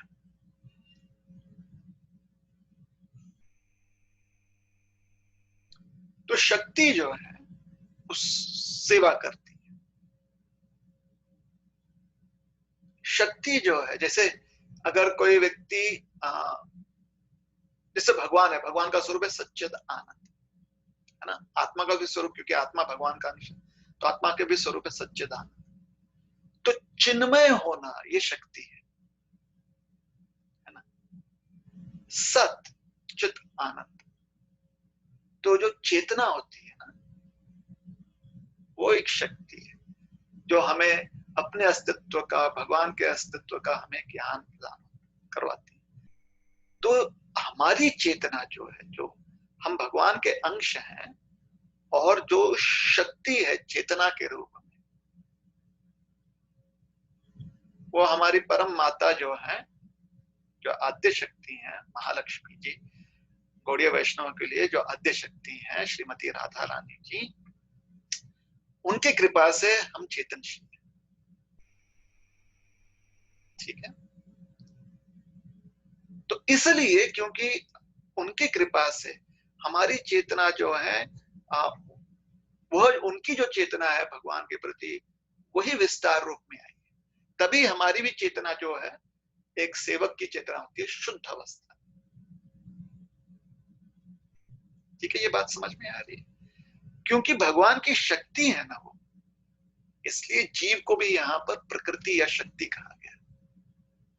यह संदर्भ, तो अंश है जीव, इसमें कोई दो मत नहीं है, भगवान का अंश है। तो फिर क्यों ना हम अपने आप को फिर भगवान के अंश के रूप में संबोधित करें, क्योंकि हमारी चेतना जो है वह श्रीमती राधा रानी की कृपा से हमें प्राप्त है। हमारी चेतना क्या है? हम भगवान के सेवक हैं। और जहां पर ऐसी भावना होती है कि हम भगवान के सेवक है, वो फिर हम अधीन हो गए, भगवान स्वामी हो गए, इसलिए ये प्रकृति हो गई। इसलिए जीव को प्रकृति, परा प्रकृति यहाँ पर कहा। कुछ लोगों को ये शायद बात समझ में आए, कुछ लोगों को समझ में नहीं आए, कोई चिंता मत कीजिए। विश्लेषण खाली किया गया है कि जीव अंश है तो प्रकृति कैसे हो गया। नहीं, प्रकृति क्यों है उसका विश्लेषण आचार्य ने किया। ठीक है। तो है तो चेतना तो है उसकी ऐसी कि भगवान का सेवक है, लेकिन अज्ञान के कारण जहां पर भगवान को भूल गया है, तो अज्ञान के कारण, अविद्या के कारण जो है वो अपने आप को भोगी समझता। और यहाँ पर जीव क्योंकि भगवान का अंश है, भगवान जो है भोक्ता है, भगवान जो है सेवा स्वीकारते हैं, तो इसी प्रकार से क्योंकि भगवान का अंश है, भगवान को भूल गया है, अपनी चेतना, उसकी चेतना में विकृति आ गई है, तो यहाँ पर जो जीव भूत है क्या करता है? यह एदम धारते जगत। ठीक है। यया इदम, इयम शब्द से संकेत किया गया था तत्वों को, इदम का संकेत होता है जगत। तो इदम जगत, यह जो जगत है,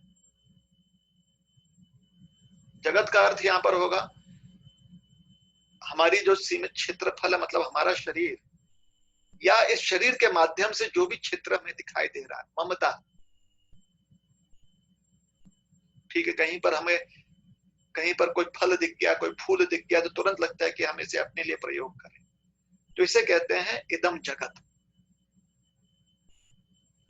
तो इदम जगत धार्यते, धार्यते शब्द धारण, धारण धार्यते। तो यहां पर इदम जगत धार्यते का अर्थ होता है, उसका एक जो विश्लेषण वो यह है कि उस जड़ पदार्थ को, जो जड़ प्रकृति है, ये जो स्थूल और सूक्ष्म शरीर जो है, उसको चेतना प्रदान करना, उसका, उसमें ऊर्जा संचारण करना।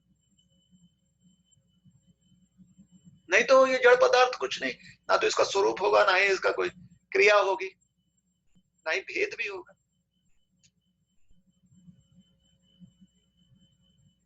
जो 24 तत्वों का भेद हुआ है वो भगवान की काल शक्ति द्वारा हुआ है। तो काल जो है ये भगवान का स्वरूप है, तो उन्होंने भेद किया ना, तो बिना चेतना के भेद हो ही नहीं सकता। फिर लकड़ी काटकर घर बनाना है, लोहे जोड़कर गाड़ी बनानी है, रबड़ जोड़कर टायर्स बनाने, ये जो सारा काम है ना, जो इस भेद में अन्य भेद उत्पन्न करना, फिर अन्य स्वरूप प्रकट करना, ये जो क्रिया है चेतन व्यक्ति कर सकता है। जिसके पास चेतना है, जो कॉन्शियस है, वही कर सकता है। तो इसलिए ये जो परा प्रकृति है, ये चेतनशील करती है, ये चेतना प्रदान करती है अपराश प्रकृति को। इसलिए क्योंकि ये चेतना प्रदान करती है, इसलिए इसे कहा गया परा, मतलब श्रेष्ठ प्रकृति। किंतु यहाँ पर धारिते शब्द का प्रयोग किया गया है। धारण करना मतलब कभी कभी व्यक्ति जो है एक धारणा स्वीकार लेता है ना कि हम यहाँ के राजा हैं, हमारी बात सबने मान लेनी चाहिए। तो यहाँ से धारिते शब्द से वह भी अर्थ निकलता है जहां पर अपने अहंकार को व्यक्ति व्यक्त करता है, अहम ममता के रूप में अपने अहंकार को व्यक्ति व्यक्त करता है, तो परा है। तो अहंकार व्यक्त करने में क्योंकि अपरा शक्ति का प्रयोग कर सकता है, इसलिए श्रेष्ठ है।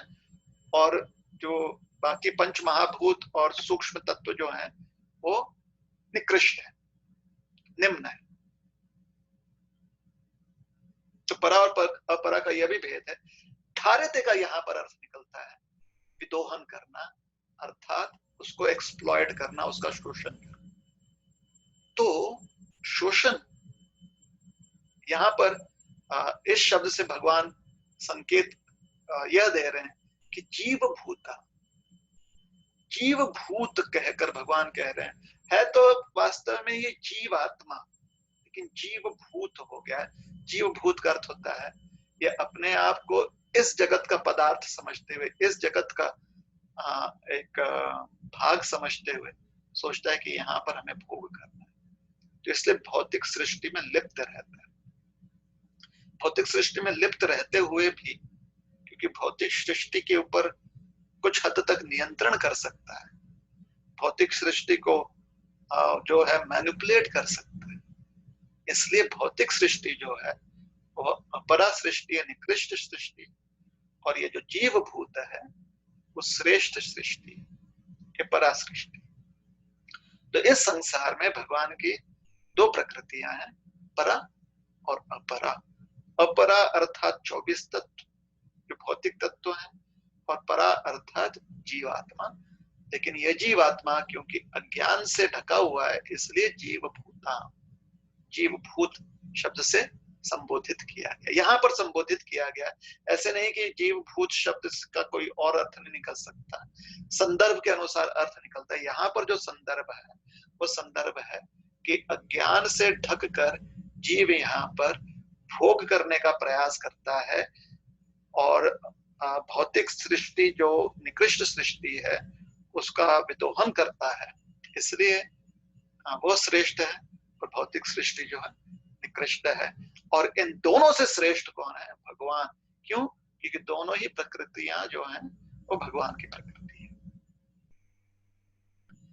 अच्छा, अगर हम हमारी जो शुद्ध चेतना है वो श्रीमती राधा रानी की कृपा से, लक्ष्मी देवी की कृपा से हमें प्राप्त है, तो फिर हमारी चेतना जो है विदूषित क्यों हो जाती है? आप में से कुछ ये प्रश्न पूछेंगे और उसका कारण भगवान समझाते, क्योंकि ये श्रेष्ठ है, क्योंकि हम भगवान के अंश, तो अंश होने के नाते स्वेच्छा कुछ हद तक करने की हमें क्षमता दी गई है। इच्छा व्यक्ति व्यक्त कर सकता है, जिसे कहते हैं विल पावर या फ्री विल भी कहा, थोड़ी सी स्वतंत्र इच्छा। थोड़ी सी स्वतंत्र इच्छा का मतलब समझते हैं स्वतंत्रता क्या है? मतलब अगर आप एक फेंस लगा लो और उसके अंदर आप किसी प्राणी को, किसी जानवर को छोड़ दो, जैसे एक बकरी है लेकिन चारों ओर से आपने फेंस लगा दिया, तो उस फेंस के अंदर वो घूम सकती है, किसी चीज से बंधी नहीं हुई, उसे किसी रस्सी से बांधा नहीं हुआ, लेकिन उस फेंस के बाहर वो जा नहीं सकती। तो इसे कहते हैं थोड़ी स्वतंत्रता। किसी चीज से बंधी नहीं है, लेकिन क्षेत्रफलों से जो दिया गया है वो सीमित क्षेत्रफल। तो सीमित हमारे पास इच्छा शक्ति है, मतलब किन्हीं दायरों में रहकर किसी एक बाउंड्री में रहकर हम अपना फ्री विल जो है व्यक्त कर सकते हैं, हम अपनी स्वतंत्रता व्यक्त कर सकते हैं। तो हमने ये जो स्वतंत्रता व्यक्त करने की हमें संधि दी गई वो यह है कि प्रेम से भगवान की सेवा करना चाहते हैं या नहीं करना चाहते, क्योंकि प्रेम से अगर करना चाहते हैं तो फिर वहां पर जबरदस्ती नहीं हो सकती, और जहां पर जबरदस्ती नहीं है वहां पर हमारे सामने दो संधियां होती है, करें या ना करें।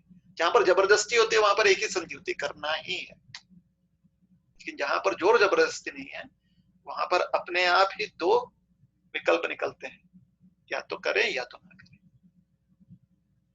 और क्योंकि वह विकल्प है और गलती अगर व्यक्ति कर लेता है और वह विकल्प चुन लेता कि ना करें, तो फिर अज्ञान से ढक जाता है। भगवान के अगर प्रेम से हम सेवा नहीं करने का विकल्प चुन लेते हैं तो फिर व्यक्ति अज्ञान से ढक जाता है, और वही अज्ञान जो है यहाँ पर उसे इस भौतिक सृष्टि में ले आती है, जहां पर वो भगवान की पराशक्ति परा प्रकृति के रूप में कार्य करता है। जीवन का लक्ष्य क्या है? जीवन का लक्ष्य है कि हमारी इस गलती को हम सुधार लें, और गलती सुधारने के लिए भगवान ने संपूर्ण ज्ञान हमें दिया है, भगवत ज्ञान, भगवान की सेवा पुनः पूरे मन से करने का प्रयास कर, और उसके लिए हमें साधना करनी, भक्ति योग में करना है। ठीक है, तो यह एकदम धारिते जगत। देखते हैं और कुछ अगर विश्लेषण है तो।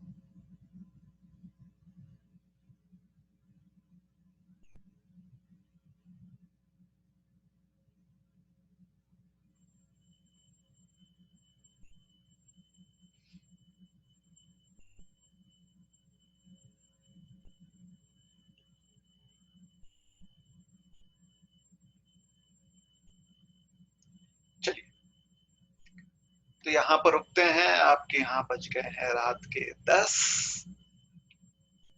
अगर किसी के मन में कोई प्रश्न है तो आपने कमेंट सेक्शन में उसे पूछ लेना, लिखकर पूछिए, हम उत्तर देने का प्रयास करेंगे। और अगर प्रश्न नहीं है तो कमेंट सेक्शन का प्रयोग जरूर कीजिएगा। आज जो है हम जूम पर जो है ये प्रसारण कर रहे हैं, तो फेसबुक पर हम देख नहीं पाएंगे, लेकिन कृपया करके फेसबुक पर जरूर कमेंट कीजिएगा आप लोग। जो आपको बात अच्छी लगी, समझ में आए, वो जरूर लिखिएगा कमेंट सेक्शन में। उससे बहुत लोगों को प्रेरणा मिलती है। बहुत काफी भक्तों ने हमसे कहा है कि कभी कभी लेक्चर जब मिस हो जाता है तो कमेंट सेक्शन पढ़ लेते हैं, उसके बाद लेक्चर सुनते हैं तो फिर चीजें और अच्छे से समझ में आती हैं। तो आपका कमेंट्स जो है ये बहुत लाभदायी है। तो निश्चित रूप से कमेंट सेक्शन का प्रयोग करें। और यही लेक्चर आपको यूट्यूब पर भी मिलेगा। अभी कुछ ही समय में यूट्यूब पर भी अपलोड कर दिया जाएगा। चैनल है इस्कॉन औरंगाबाद मीडिया। कोई प्रश्न तो अभी तक दिख नहीं रहे हैं। हरे कृष्णा कृष्णा कृष्णा हरे हरे, हरे राम राम राम हरे हरे, हरे कृष्णा कृष्णा कृष्णा हरे हरे, हरे राम राम राम हरे हरे, हरे कृष्णा कृष्णा कृष्णा हरे हरे, हरे राम राम राम हरे हरे, हरे कृष्णा।